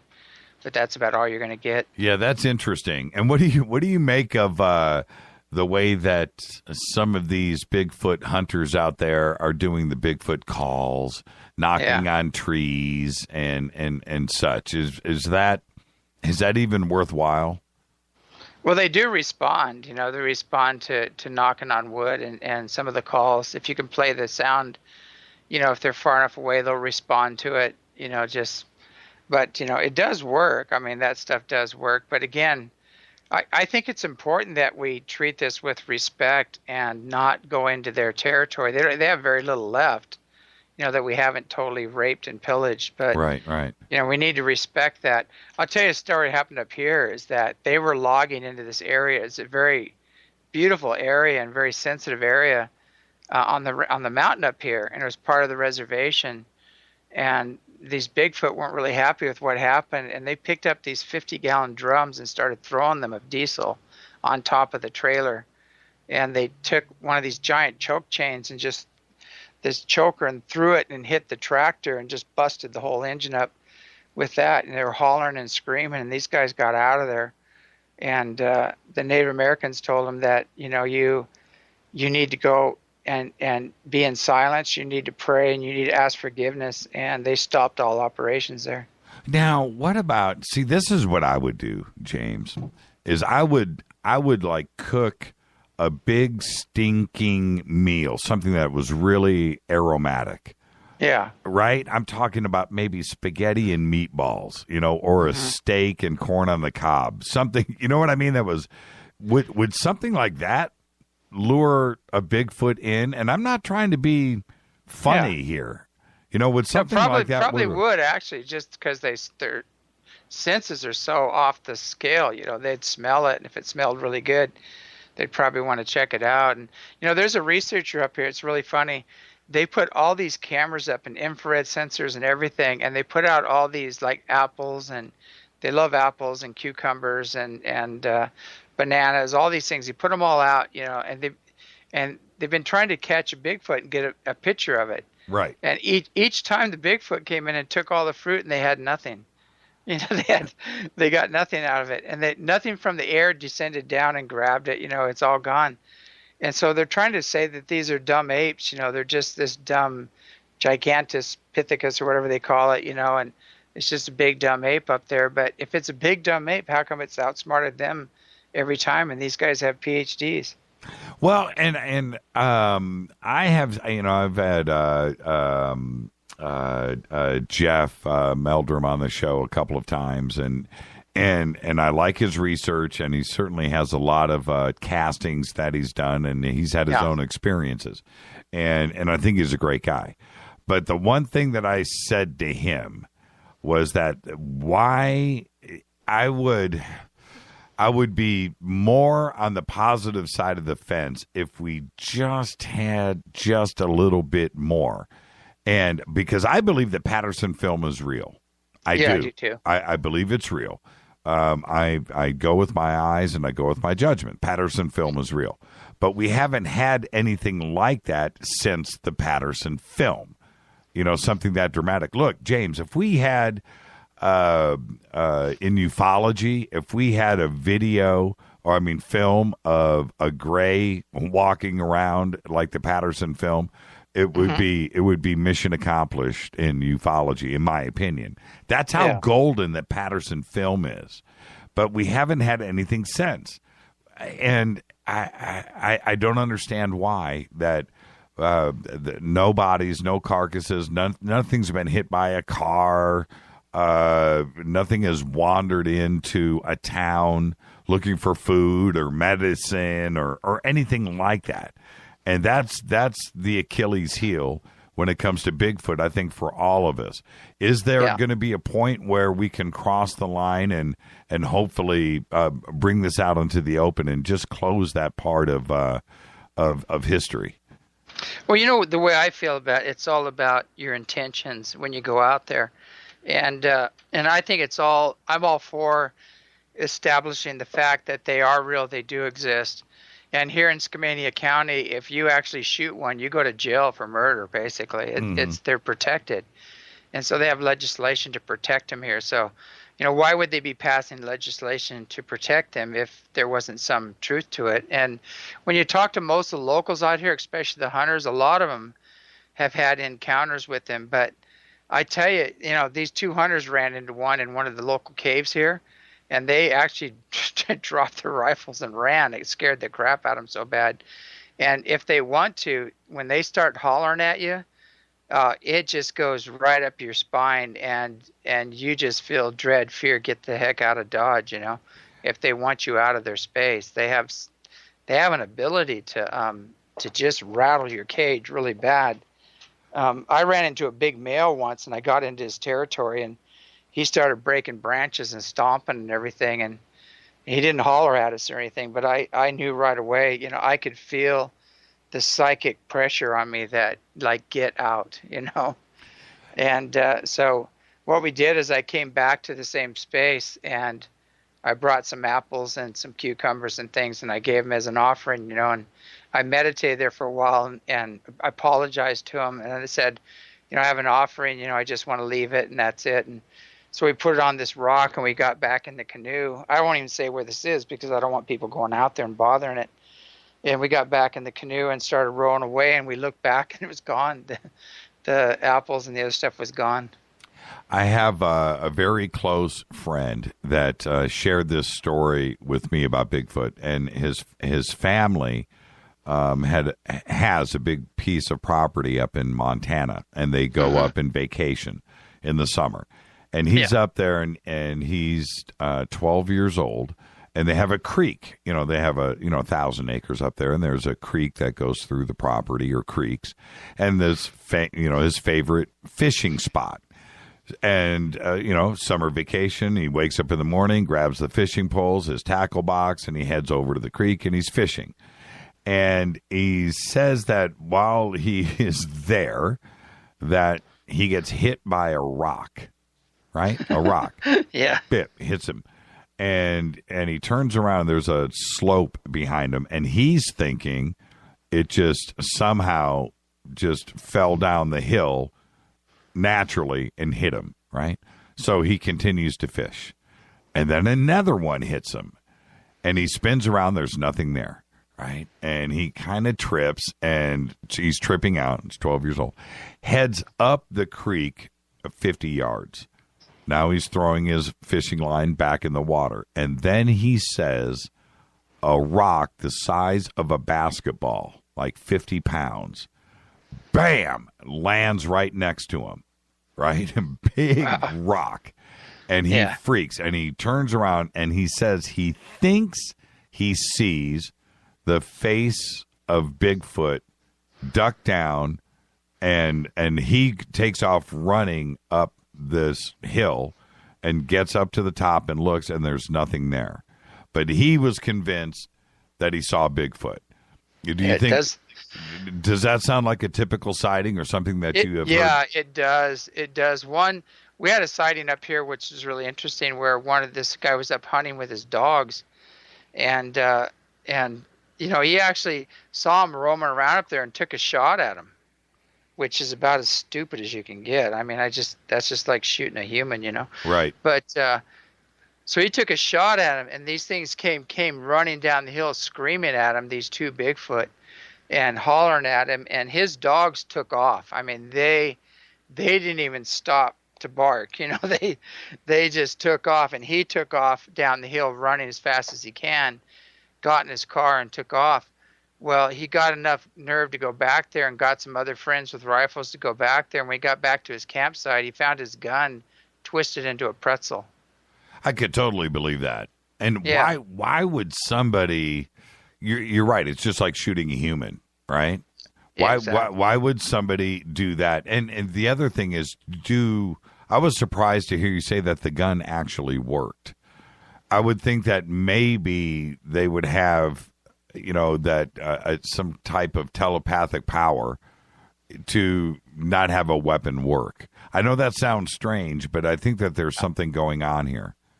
Yeah, I don't know. I don't know if they could do that or not. I mean, they could probably heat it up or something, or do something of that nature. But I mean, when you take a steel rifle barrel and bend it into a pretzel, that's good enough for me. We had another event up here, which is really interesting. I don't know. I think it was the government that did it, but they put in all of these 6x6 posts right up in the mountain where all this Bigfoot activity and where all the UFO activity is going on. Oh, 6-inch? You mean 6-inch by 6-inch square post? Yeah. Okay, gotcha. And so they stacked all these rocks around them to hold them up, and they had all these cables in between them. And so we went up there, and we saw all the cables were ripped out. The posts were just totally broken in half. And, I guess they picked up their cameras because the cameras weren't there anymore. But I thought about it. I said, how could you, a 6x6 post in the ground with just rocks stacked around it, how do you snap one of those in half and have it still sitting in the ground? The power to do that is like, well, a human's not going to do that. Can't. No. Hulk Hogan couldn't do that. No. And so, I mean, that's what I'm saying. Whatever did that was very powerful, very strong. And I would love to hear the rest of the story, but it was like a little secret operation up there.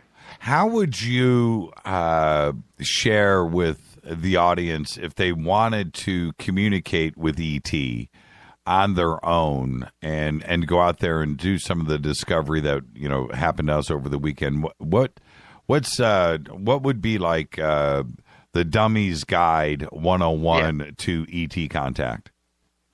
Well, I think the main thing, the prerequisites to contact is you have to have an open mind, a loving heart, and pure intent. And people have different degrees of that. And also, too, it's important, there are people that I won't get into that are doing contact things. They're actually contacting the wrong beings. They shouldn't be contacting that type of being. And it creates problems later because, there are reptilians out there and grays and things like that you shouldn't be contacting. You should be, putting a barrier up. But I think it's really important to know, who's who in the multiverse, which groups are which, what their intentions are, and once you do that, and definitely make sure you're making contact with the benevolent ones. And once you do that, you'll have protection. They'll watch over you and make sure the other ones don't come in. How would you know the difference? Well, what you'll see is that the mind in which you seek is the mind in which you connect. So if somebody's really narcissistic and materialistic and very rigid and a control freak or whatever else, they're gonna bring in those type of entities, and that's the type of energy you connect with. So it's very important to clean up your consciousness, and if you are a person that has a very open mind, loving heart, and pure intent, you're service oriented. Obviously, that's probably the type of beings that you're going to connect with. And when you develop your inner sensitivity, you'll be able to sense right away, the intentions of these beings, what kind of frequencies they hold. If they are a negative reptilian type energy, you'll start getting ill or sick or have gut pains, and your life just kind of goes to hell after that. So so a couple of kids with a couple of lasers, right? We're going to go out and contact ET, and they've got a BB gun. We're going to shoot us a ship tonight. Yeah. Bad things are going to happen.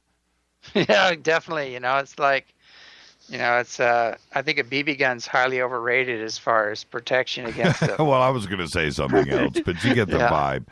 Out there just for for fun and grins and try to make something like this happen in a negative way. Bad things are going to happen. Yeah, exactly. And the good news is that everybody's worried about ET coming and conquering us and turning us into human pilaf and everything else, and that's not going to happen because the ones coming are the ones that are here for planetary liberation. They're the good ones. The negative ones have already been here. And they've been here for quite some time, and they're being removed. We're going to be up against a break, and when we come back, you want to take some phone calls? Sure. Yeah, let's do that. We're going to open up the phone lines, 323-825-5045 for James Gilliland. And James, when you go to these conferences and you speak, which you do a lot, and you're very popular out there, but you have people coming up to you all the time wanting to share their stories. Yeah. And when they are talking to you, can you tell when they've made real contact or not?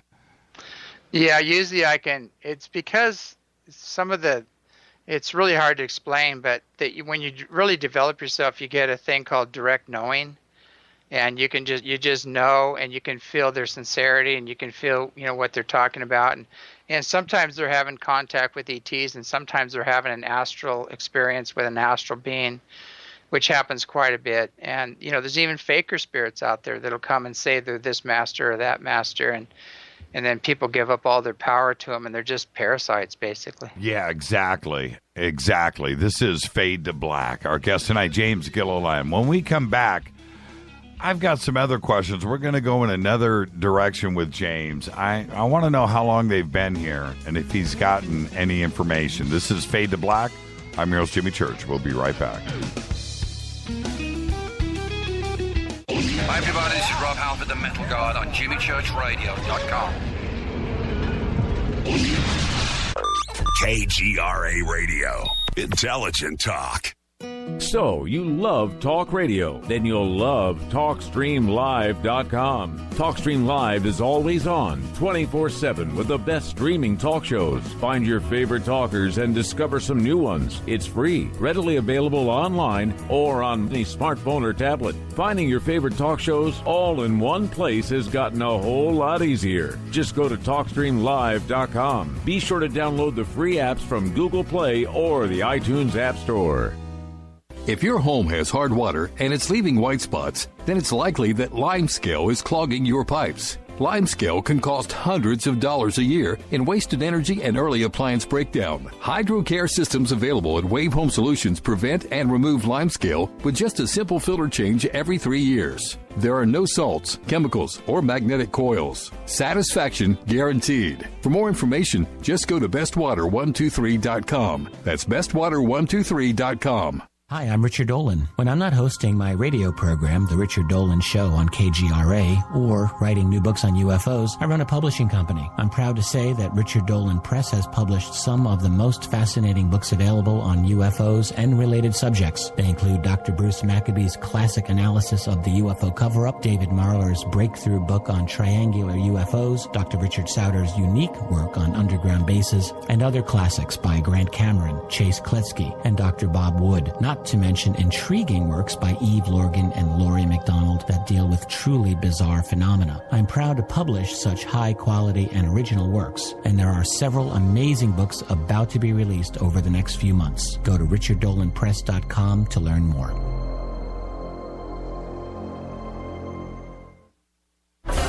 Did you know that when you're on the road with limited data or Wi-Fi available, you can still listen to every minute of Fade to Black by just calling 605-562-4482. No smartphone, app, or internet needed. It saves your data plan and no extra cost if you have unlimited minutes. Just call 605-562-4482. You can listen to me, Jimmy Church, on any phone, anytime, anywhere. Go Beckley Tappy.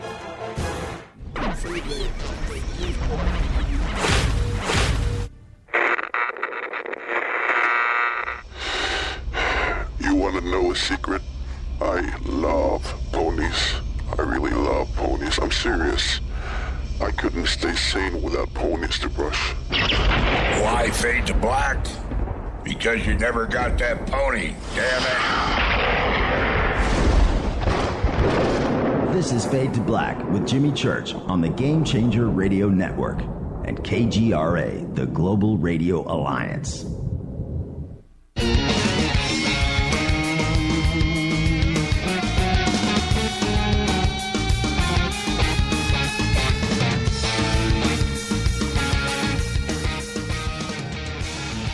All right, welcome back, Fade to Black. Our guest tonight, James Gilliland.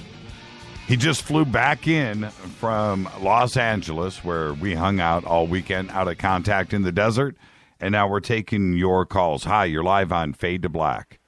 Who's on first? Good night, Jimmy. We enjoyed the weekend. And James, all I can say and all I can ask you is, I don't have anything brilliant to say, but Bigfoot has always interested me, and the fact that, well, I don't even want to call it a fact. Why are there so many things happening? You seem to have experienced. Okay, we've got a problem. Hold on. We got a problem with the phone lines. James, are you there? Yes. Okay, yeah. Can you hear me? There's noise in the lines here. I don't know which one of you is doing this. Oh, yeah, I man. hear the static, but it's not at my end. Yeah, I think it's you, James. Interesting. Yeah. I don't know what I can do, but nothing's changed here. Yeah. Can you hear me? Yeah, okay. We got you. Go ahead, really quick. Well, basically, I want to say what James, I don't know. I hear from one person or one researcher that Bigfoot is extraterrestrial. I hear from somebody else. There are a creature that we haven't discovered. I mean, how can I know? I get so confused from hearing so many different perspectives. How do you know what you know? How do you know what you know is real? Well, a good example is in ufology. Some people say that, the ships are time travelers. Some people say they're nuts and bolts or secret, the secret space fleet. And some people say they're hopefully I'm still on here. Yeah, you're good. You're good. It was his phone line. Okay. And so some people say they're extremely spiritually and technologically advanced beings, ultra terrestrials. And the problem is they're all right. But because it's all going on, it's all the above. And so basically a lot of these ships have the time travel capabilities. Some can jump dimensions and some are nuts and bolts.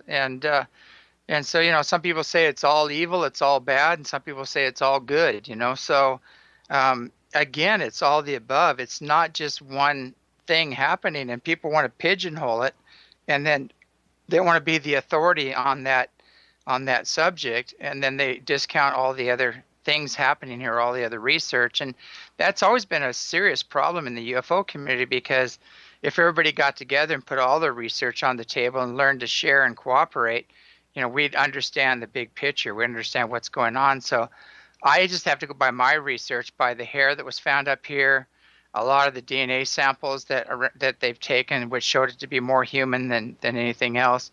And also, too, is that by the Native Americans that I know of here, and hearing their legends and stories, they say there's multiple kinds. There's some very friendly Bigfoot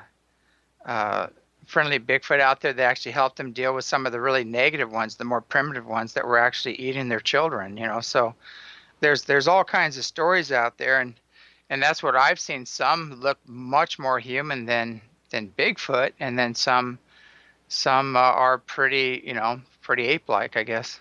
And what about Yeti? The Sasquatch, of course. The snow creatures throughout the Himalayas and also in Russia. And they look similar. Some don't. Mm-hmm. Are we talking about the same species here too as well? I think it is. I think there's multiple species, just like humans look different. There's multiple species within the Bigfoot. They have the swamp monster, which seems to be more like a bigger orangutan type thing. So there's all kinds of different ones out there, it seems like.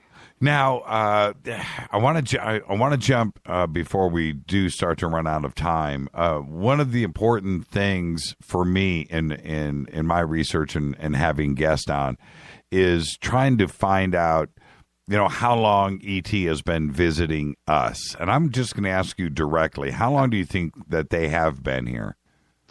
Okay, before I give this information, I want to do kind of a little shout out to, we have an ECETI Australia and Peter Slattery over there in Salrita, and then also Stephen and Evan Strong, who have been doing research on what I'm about to tell you. Okay. I think their thing is ForgottenHistory.com. Yes.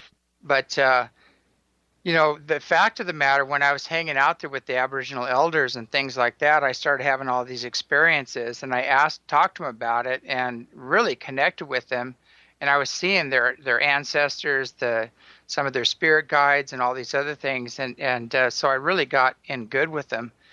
And it was quite interesting because they started telling me this story, and they started telling me the real history of man. And it goes way back past 450,000 years, even further. But they say everything originated in Australia, not in Africa.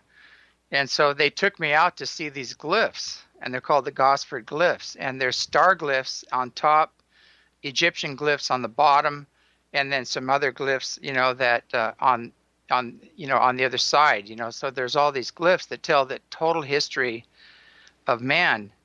And so the Aboriginal people are the original people. They have the original genetics, the oldest genetics on the planet. And there's a Denisovian man that the ETs came down and landed and took him, added their DNA to him, and built him up, jumped him up in evolution, and tells the whole story. They were mining gold there as well. And what's interesting is the gold in Egypt actually came from Ballarat in Australia. You can actually tell where gold comes from. There's ways of doing that. And so you've got the oldest genome on the planet. We all have Aboriginal DNA. All of us do. The genome experiment proved that. And you've got the gold, came from Ballarat, and then you've got their story and the hieroglyphs, which were deciphered by two Egyptologists that came out there. And it tells the story that, basically, these extremely advanced beings, which we would call the Anunnaki, or the Coneheads, or whatever you want to call them, came down and, started tinkering, adding their DNA to this man that was already here, and created, a much more advanced race of beings. And then they were mining the gold, and they needed the gold to save their planet, their world. And so that's all. I mean, it's written in stone there. And then the next level down, it talks about the two pharaohs that returned to Australia to get the ancient wisdom because they lost it. Somehow they lost the ancient wisdom, which I think is the extreme mathematics and building skills and things like that, or some of the really high spiritual teachings. And one of them, they tried to steal the knowledge and take it back, and the elders said, no, you can't take this. It has to stay here. And one of them got bit by a snake and died. And the other one, actually, there's a shipwreck, and he died too. So they never got off, off the coast with the technology, which is a very extreme, more of a natural technology. But and I actually held some of this stuff in my hands, and I actually held one of the kneecap of the pharaoh, and checked all this stuff out. So it was quite interesting. But I saw this whole place. I went out there. It's a very intense experience. You can't just walk out there. You'll get really sick or ill if you don't do it respectfully, and do a certain ceremony before you go in there. But it's a very, when I looked at all the evidence and everything pointing in the same direction, it's looking like man did originate, in Australia, and then they went to Africa from there, and even from Africa they went and traveled all over the place, and there was all kinds of wars and in-house fighting and things between the Anunnaki. And so whenever you have the image of a bearded god, all the religions have their bearded god, their images of the bearded god. What you're talking about are the Anunnaki. With the Gosford glyphs in Australia, how you actually went to the wall and looked at them yourself? Yeah, and my talk at the Joshua Tree, I actually showed the glyphs. I filmed them and showed the glyphs. And they have these big lizards that sit at the front of the door before you go in. And they told us, if the lizards aren't there, don't go in. You're not allowed. And they just sat there. And I took my little camera right up to its face and took a picture, like, hey, guy, what's going on? It didn't move. It didn't even move. So I showed the pictures of them and showed the whole thing. But, and hanging out with the elders, too, and I hung out with Ulukai Brendan Murray, who's king of the Raven tribe. And I think there's a way to on the ECETI Australia site that you could help him out right now, because this guy is actually the spokesman for 3 tribes. He calls himself the poorest king on the planet, and he's living in a tent with winter coming, and it's not going to, it gets really cold there where he's at. So, well, I'm looking at a bunch of pictures of them right now, and I've just got a million questions on this. Let's go back. Yeah. Let's go back to the phones. Hi, you're live on Fade to Black. Say hi to James. Hi, James. This is Catalina. How you doing? I'm doing good. Thanks for being on the show. I agree with you with the Aborigines. I've always been fascinated by them. I do think they're the ancient race. Have you ever heard of the movie Last Wave, done in the 70s with Richard Chamberlain? Yeah, definitely. I did hear about that. And, I was out at Uluru and Katajuta out there. What's actually Katayuta is how you say it. But, and did a lot of stuff out there. And I actually saw a lot of their guides. And I saw these beings called the Junabi that actually carry feathers on their back, and their legs are hinged the other way from ours. They're not front, they're from back forward. It's really interesting. And when I started explaining these to the elders, they go, oh, God, that's a Junabi. They go, nobody sees those, And that's what got me in the door. That's where they started sharing all the knowledge with me. Yeah, I just think it's really fascinating when they were talking about the dream time, and that we're really, really living in a dream. The rest of it is just kind of, it's not really reality. I just switch gears a little bit because I'm always fascinated. I like that you talk about the different groups, ships and stuff like that. And, I was in an astronomy club about 14 years ago. We used to go out on star parties on the Saturday closest to the new moon, and lots of telescopes and see lots of different things. But back then nobody talked about orbs or ETs or any of the stuff that we talk about now. We thought it was cool just to see the space station go by or see galaxies or meteor show. Those were the big things back then. But since then everything has stepped up, especially the last, just since I think 2011, like orbs and I'm noticing, I try to keep a lot of pictures of the orbs, different colors, and of course now we're talking about ships and ETs and everything. Do you think that just everything is just getting so amped up because truly we really are going to have a first contact? Well, definitely. There's actually NASA has measured these energies, and we're getting hit by About 500 gamma ray bursts a day, and the other energies coming in. It's just crazy, what's happening. So, gamma rays are 7th level consciousness, and so it's lifting the whole planet up. The X-rays, the cosmic rays, everything is just off the scale right now, and we're moving through a highly energized place in space. Plus, the sun is whacking us over and over. It's reacting to that. So the bioelectric fields around the human body, the Earth itself, is in an ascension process where the frequencies are moving up, and the veils between worlds are getting very thin. And so that's why we're seeing, all the orbs, the shadow people, the ships, all the stuff going on is because the veils between worlds are becoming very thin. Yeah. Do you ever get these high ringing pitches in your ears? Every once in a while I get that. I think, what is that? That's usually the Pleiadians are doing that, and it's high level or high frequency download of consciousness and energy, and it's going straight into your subconscious, and it'll come out later as you need it. Oh, that's interesting. Okay. Wow, thanks for that clarification. Oh, yeah. Okay, well, thank you. I hope someday to come up to your ranch. Great. Yeah, come see for yourself. That's what I always tell people. Don't take my word for it. Come see it for yourself. Thank you, so Catalina. Much. When you get that download clarified, let me know. Okay, bye-bye. And thank you so much.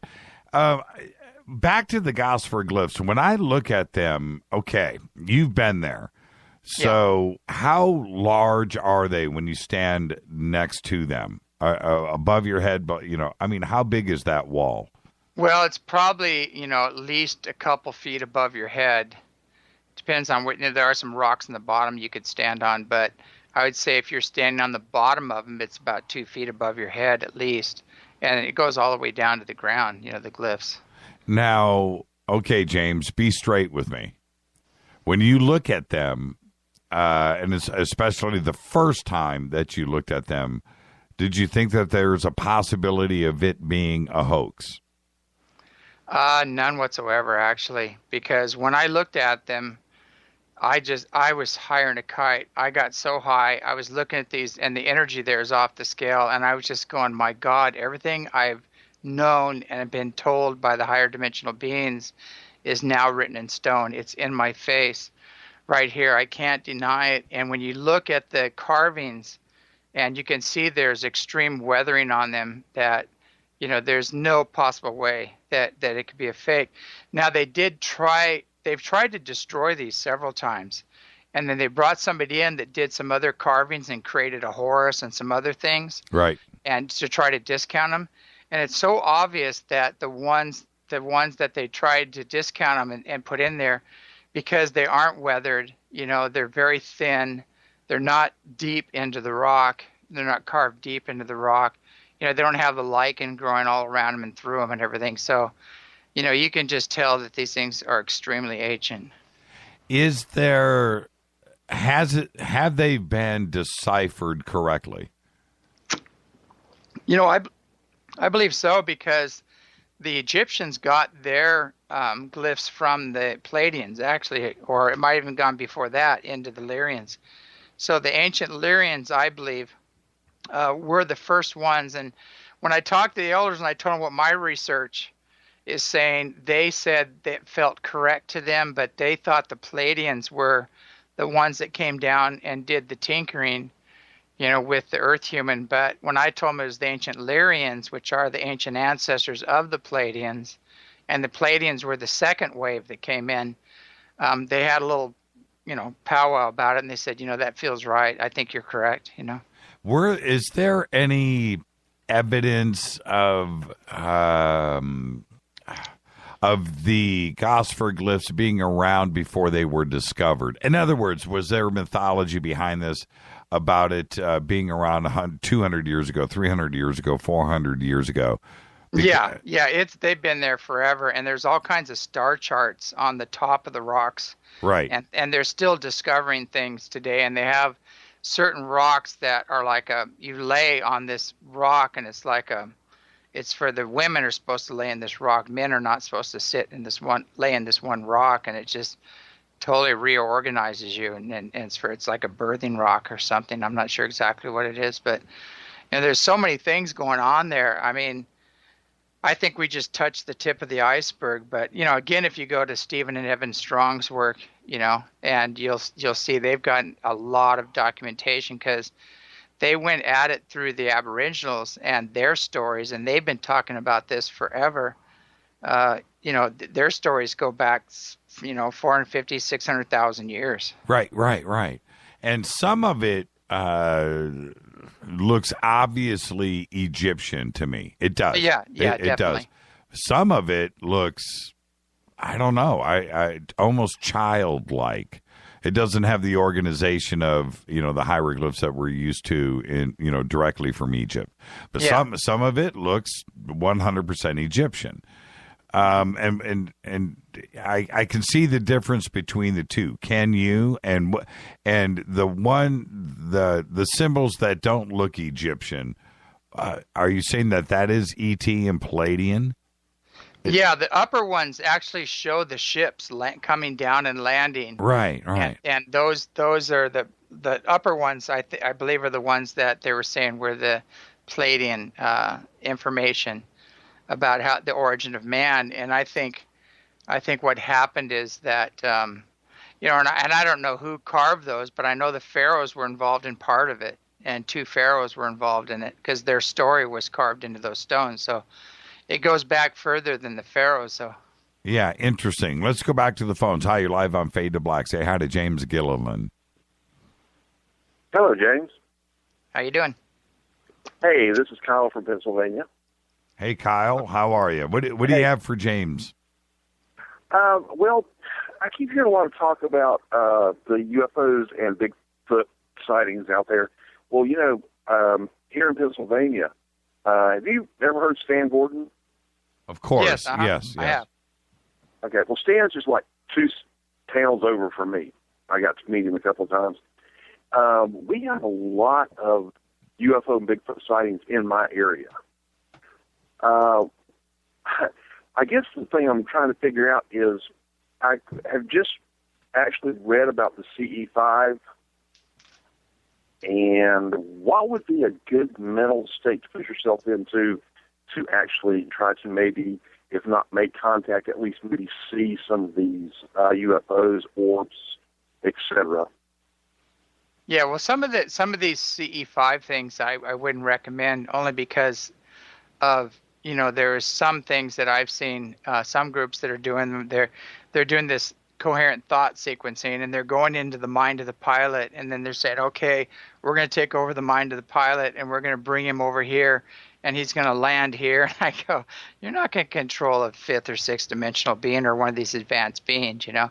You might want to invite them, you know, and to me, there's just a lot of control programs in that organization, or the way they do those things, that actually diminish the higher frequencies of love and joy and community and separate. I mean, they create separation, but it's so important to get unified, to be unified. Mm-hmm. It's very important to hold a high frequency of love and joy and bliss and cooperate together. And also whoever's doing it really needs to focus the energy on empowering the individual to have their own experience, not just talk about themselves forever. And that takes the energy away, you know. So it's very important that the work be done with the purest intent, and it's all designed to empower the individual and not you know, empower somebody's pockets, basically. Yeah, right. Hey, Kyle, let me ask you a question. Yeah. Have you had a sighting out there? And what part of Pennsylvania are you in? Some of, you know, Pennsylvania can be very populated. You know, it's out of control. And some of it is about as remote as it can be. Where are you? I'm in a rural area, Connellsville. I am almost within spitting distance of Kecksburg. I've actually been to the Kecksburg crash site. Mm-hmm. The monument they've got out there to Kecksburg.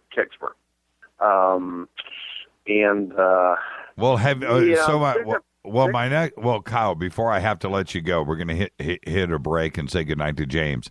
Have you had a sighting out there?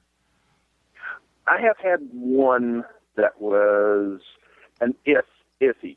I mean, didn't have anything nearly as good as what you had in the desert that you were talking about. Right. Those sounded incredible. We saw a flashing light that went through the sky, clear sky. It was flashing white, off, white, off, white, off. We were like, oh, look, an airplane that went halfway across the sky and just disappeared. There was, it did not continue on. It just vanished. And there were two of us out there, and we both saw it. We're both like, that wasn't an airplane, because you see airplanes go over here all the time. We're used to it. And we're like, okay, that wasn't an airplane. That was something else. But I won't like to see something like you guys got to see in the desert, because that sounded incredible. Yeah, I can't. I'm not going to speak for James. I'm going to speak for myself and my experience over the last 2 nights. And I'm going to say this. If you can afford it, go out there and get you some Gen 3s, some Gen 2s, some Gen 3s, and get to looking. Because after what I went through this weekend, I know as I'm in a bunker, right? I'm underground right now. But if I was above ground, I'm telling you right now, there's stuff buzzing around out there right now. I know it because I just went through it. Yeah, well, Pennsylvania is supposed to be really good for UFO sightings, and we had a Bigfoot sighting 26 miles from us just a few weeks ago. Well, I don't think you have to be remote, James. You don't. You could go right. You can go on. You could be in downtown Manhattan and go up on the roof of your apartment building and see something. Just get out of light pollution is the problem, So you got to get, out here. I'm in the middle of a 70-acre ranch, and there's no, my nearest neighbor's, half a mile, quarter mile away, so. There's no light pollution out here, and you can actually reach out and touch the stars. So it's a very easy way to have some amazing experiences. Thank you so much, Kyle. Have a great night, my brother. Thank you. You too. Bye-bye. Bye-bye. James, your website, ECETI, is, do you have your videos posted there for everybody? Yeah, we also have ECETI Stargate. People can go there and see a lot of the videos. We haven't really updated our website. We're kind of technologically challenged, and we're trying to get, some more help on that situation to download a lot more of the footage.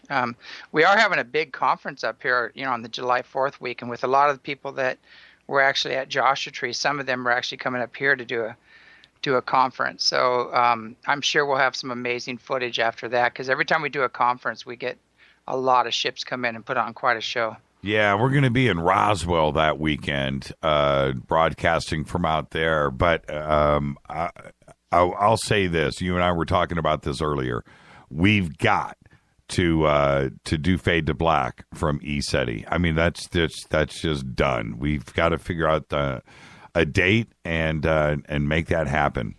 Sounds good. Let's do it. Let's do it. James Gilliland. And what's the best way to reach you, James?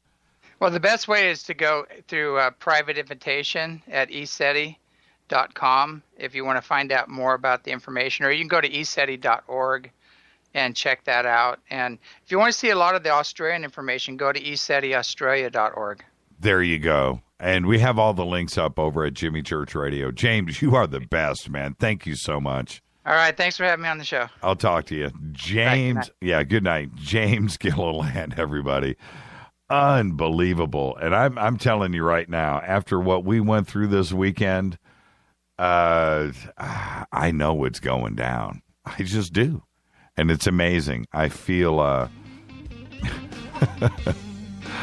going to take more of your calls next. 323-825-5045. This is Fade to Black. Thank you, James Gilliland. All of his links are over at jimmychurchradio.com. This is Bespoke Radio for the masses on the Game Changer Network and KGRA, The Planet. I'll be right back.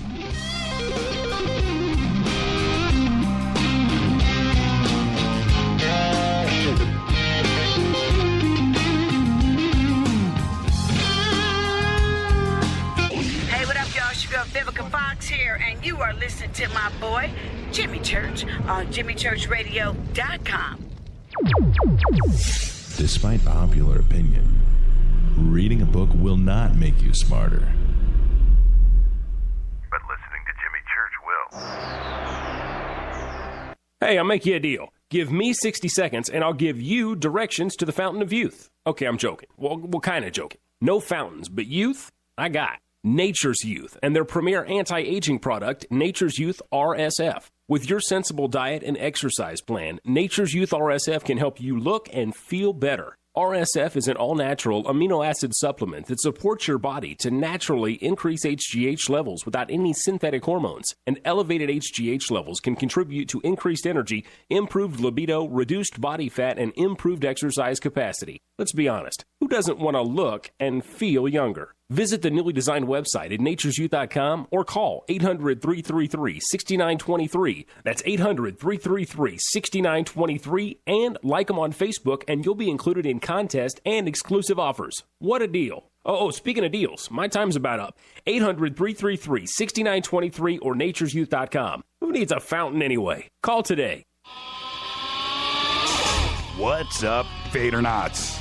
Studio Dome loves Fade to Black and the F2B audience so much that they have put together the ultimate stereo Bluetooth system. They've done it just for you. Man, check this out. The Studio Dome SBB2 stereo system is here. It's featuring 2 Studio Boombox 2 SBB2 wireless Bluetooth speakers, packed in its own custom hardshell case. This Studio Dome system features the very latest in stereo Bluetooth technology. The 2 full-range boomboxes are in true wireless stereo. You've got to hear this. It's amazing. It's just $129, and use the promo code JCRTWS, and you'll also get free shipping. It's simple. Just go to jimmychurchradio.com, click on the Studio Dome banner. Go Beckley Teppy. Erica, Reggie, Gabby, and you're listening to JChurchRadio.com. It's not a lifestyle we chose. We were born this way. KGRARadio.com.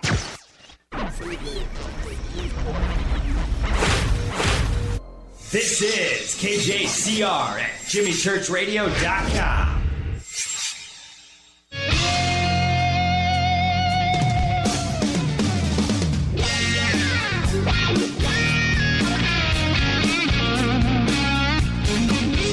Welcome back to Fade to Black. Thank you, James Gilliland, ECETI. I'm telling you, it was a crazy weekend for everybody out there at Contact in the Desert, myself and Rita included. We saw something. We saw a bunch of something 2 nights in a row. Absolutely incredible. And we will be definitely getting our night vision gear together here really soon. And right now, let's just go back to the phones. Hi, you're live on Fade to Black. You're live. Hello, 3. Hello. Okay, you're live. Who's calling? This is Tina. This is Tina? Yeah. How are you, Tina? First time caller. And how you doing? Good. I wanted to share an experience about a Bigfoot experience with you. Oh, tell me about it. What happened?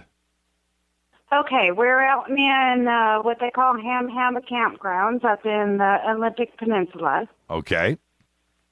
We've been there several times, many years. Camped there probably 6-7 years before that. Okay. Never had anything weird happen. And one night we were up there probably 2 years ago, and we heard a growling noise. And it was across, we were camped across the creek. We heard the noise across the creek, and it was like there were 2 calling to each other. Really? Like so you could hear the send and response kind of thing, right? Oh yeah. Wow. They were across the creek from us, probably maybe 200 yards, and we could hear them as they were going up the mountain. We could hear them calling to each other. Wow. Back and forth. Wow.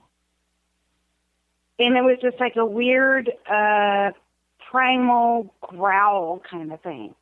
I don't know how you describe that. Right. And yeah, and at the time we were listening to country music, had the fire going, we were drinking beers, just having a good time camping. And my husband went up and shut the radio off.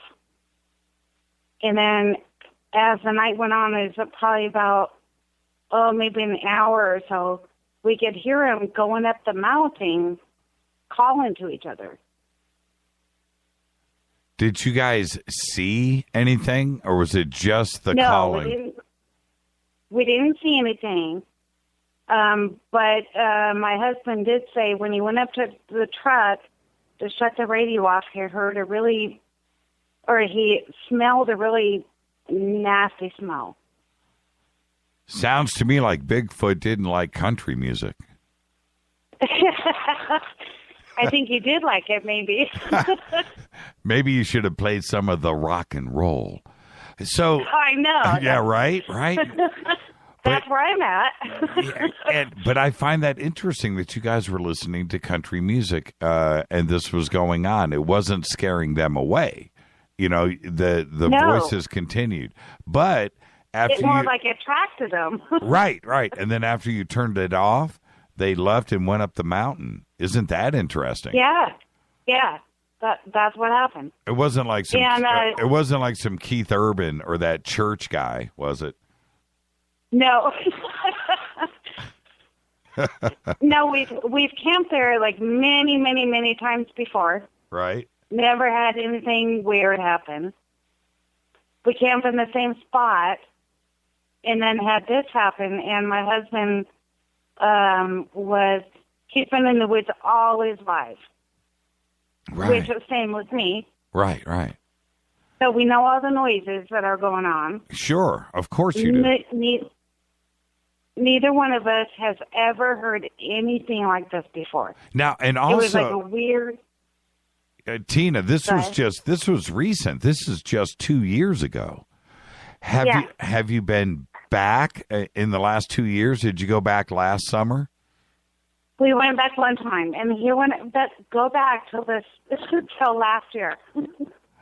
And well, what happened, or was it just only this one time 2 years ago? It was at one time, and like I said, we've camped there many times before, never heard anything, but we are experiencing a drought up here. Oh, yeah, of course. So my theory is that they were coming down further down the mountain to get the fish. Right. Because the fish were not coming up all the way up the mountain. Right. I'm with you. Makes sense. And what about, sure it does. And I'm going to get back to the country music thing. This is interesting. And I'm not making fun. I thought so too. Yeah, it is. So the previous 7 years, were you guys playing music? Yes, but probably more rock and roll. I mean, that's what we normally do. All right. So maybe it was Achy Breaky Heart. You never know. A little boot scooting, right? Maybe. Just maybe. I find that really interesting. Well, when are you guys going to go back?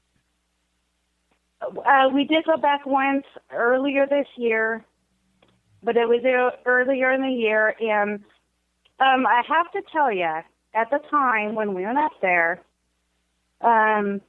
we always carried protection with us, and my husband had a .45 on his hip, and I've never seen him been afraid of anything ever since we've met. We've been together for 15 years. Right. And I've never seen him afraid of anything. He freaked out that night, and we were about ready to go home. Well, I'm with him. I mean, now, I have not had, well, you listen to the show. I've always been really skeptical on Bigfoot. But I have a hard problem, though, that problem is I know that the Patterson film is real. You know, I do. I look at it, Yeah. and that film scares the crap out of me, Tina. But Now, I'm a little skeptical about that one. you know, and here we are, you know, when was that? That was 1969. You know, that's almost 50 years ago now.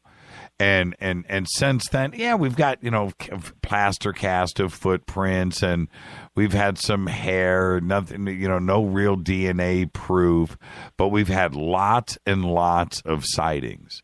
You know, so I'm a little bit skeptical, but I'm going to tell you right now, if I'm out in the middle of the woods and I hear something going on out there, you know, calling around back and forth, you know what? I'm pulling up stakes. You know, we're getting the tent back in the car.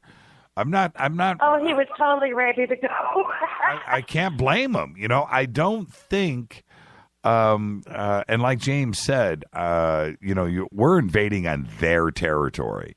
They're not coming in and walking around my neighborhood, you know, in Burbank. Well, yes and no, because the place where we went was a camping area. So normally they wouldn't be there, I don't think. Right.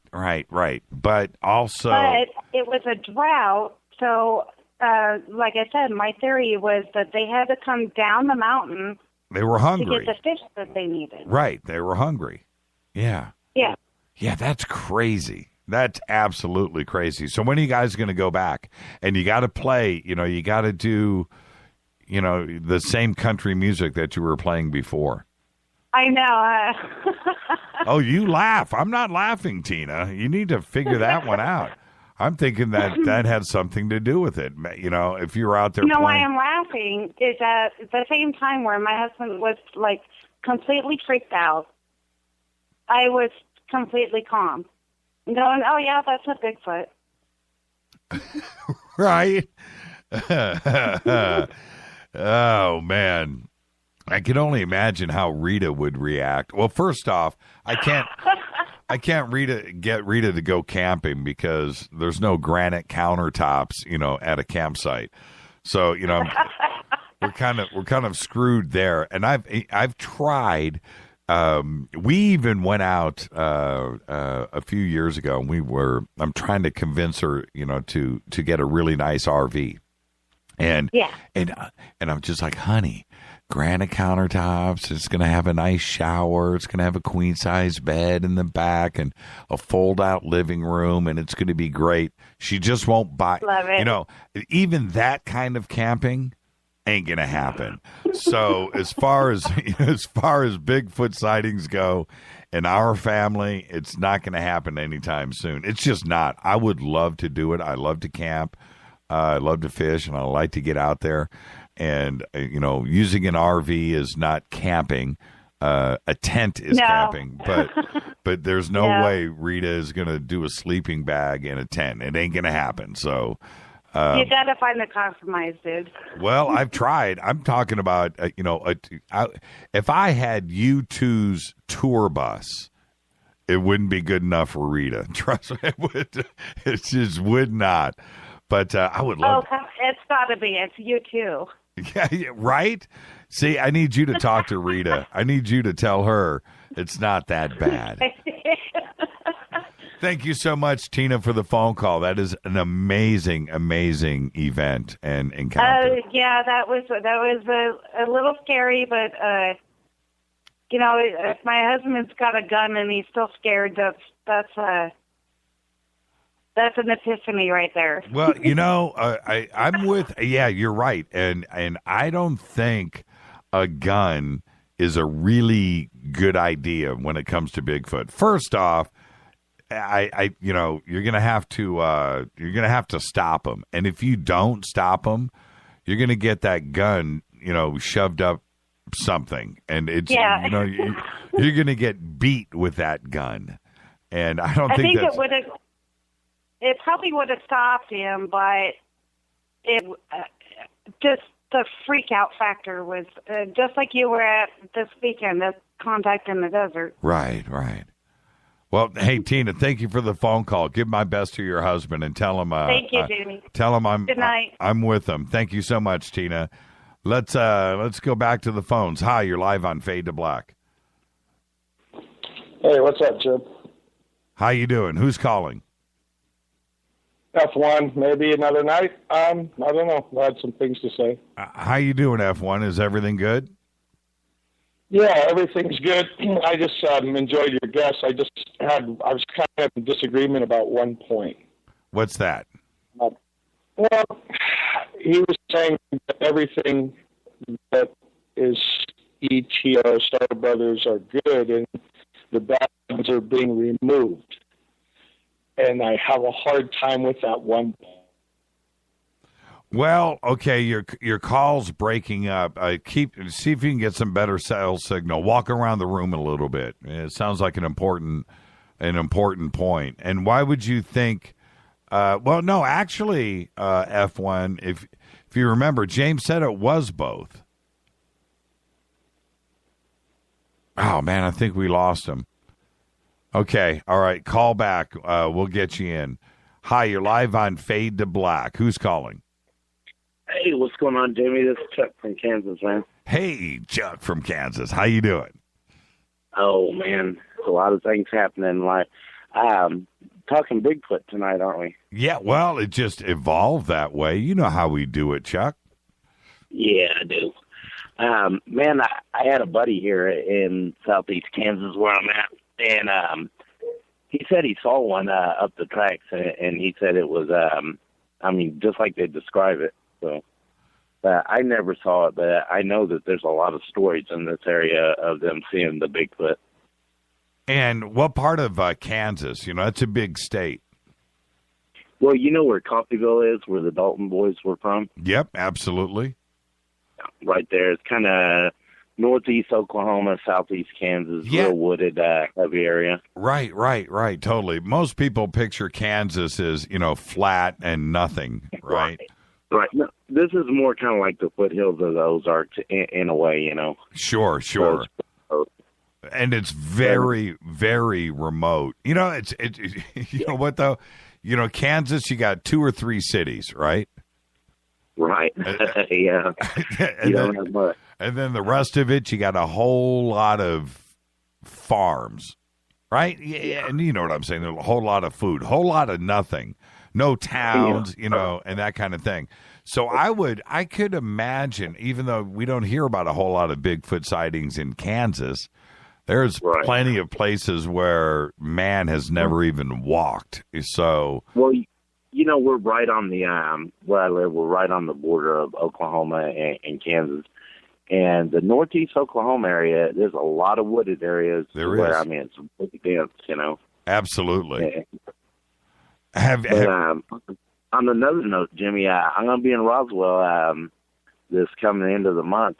May I'll bring you a drink or something. We'll hang out if you want, buddy. Yeah, absolutely, man. We're going to be there. We'll be at the museum Friday night, and we'll be broadcasting Friday night. I know that I think Clyde Lewis is broadcasting from there Thursday. We're going to get in Thursday, and I think we leave on Sunday.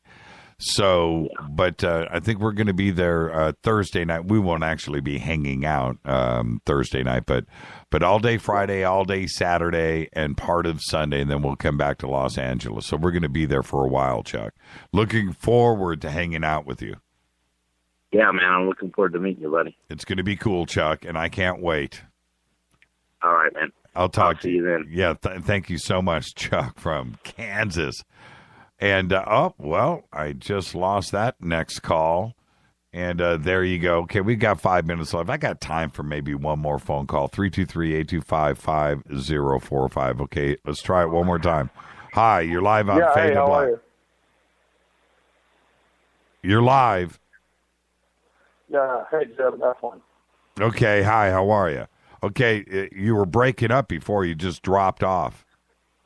Yeah, I don't know why I've had that problem ever since I've made a couple of shows. It seems like what was really good connections before, my phone is mysteriously having problems, and I've checked everything and have some electronic buddies, and no, it's not my phone. So it's almost like, being tampered with. Yeah, I guess you know what I mean? I certainly do. Okay, That's why I switched to this phone, which is almost like a government type of special ops phone. I had to go and get it to call you back. So you were saying that you were disagreeing with James, and then when you got cut off... Only in one respect. I loved his... it's hard to debunk anything that he's saying. I think he's really has a great mind for it. Loved about when he was young and everything else. And the problem I'm really having being an experiencer since I was a very young age and also being in the military. If the bad ones are being removed, I have a super hard time with that. I really do. And, do you understand where I'm coming from? Well, I mean, my question to you is why? I mean, why would you have a hard time with that? Because of this. If the bad ones are being removed, evidently we have some races of alien that are working with our government, or else they would have come out with it right now. You'll notice that a lot of sightings are actually ushered out, and a lot of vehicles are ushered out with Black Hawks and, if not, fighter planes. Yeah, but and I hear you, F1, but I will respond to that in a very direct manner. A Black Hawk or anything else that we have here, an F-35 or whatever. Technology can't compete. It doesn't. Absolutely. If the bad guys didn't want us here or didn't care, we would not be here. You would not be making this phone call. We wouldn't be here. I think there's a constant fight between good and evil, whether it's this dimension or another dimension. It's possible. And as I promised you before, I'm going to tell you about an experience I had while I was in the Navy. I was on a nuclear-class guided missile destroyer, was on the back of the ship, was sitting there in an after lookout position in a rotation of the watch, watched to the port side of our ship, the water turned green, a ship, this was in 1977, on a goodwill tour headed towards New Zealand at that particular time, watched a ship, and at that time, the only thing I could compare it to, I thought it would have been a perfect lid on the LA Coliseum. So it must have been a good 400 or 500 yards in diameter. It came up, sat at probably a 22, 23 degree angle. I saw 2 rows of windows. I saw small beings and a large being between every 2 to 3 beings. The man I was with on the deck above me, which was had 2 missiles on a missile launcher. We did have nukes on board. Said, "What are you going to say?" And I said, "Well, it's my job to report it." Went to the forecastle of the ship, talked to the messenger of the watch, and asked to report it. A couple people looked down and went, "Oh, no." The captain came storming up the port side of the ship. I could hear his feet pounding on the metal floorboards. He came up with his ship's bathrobe on, his scrambled eggs on sideways. His name was Captain C.J. Smith of the USS Robeson. And I don't care about giving this information because you know what? I'm done with it.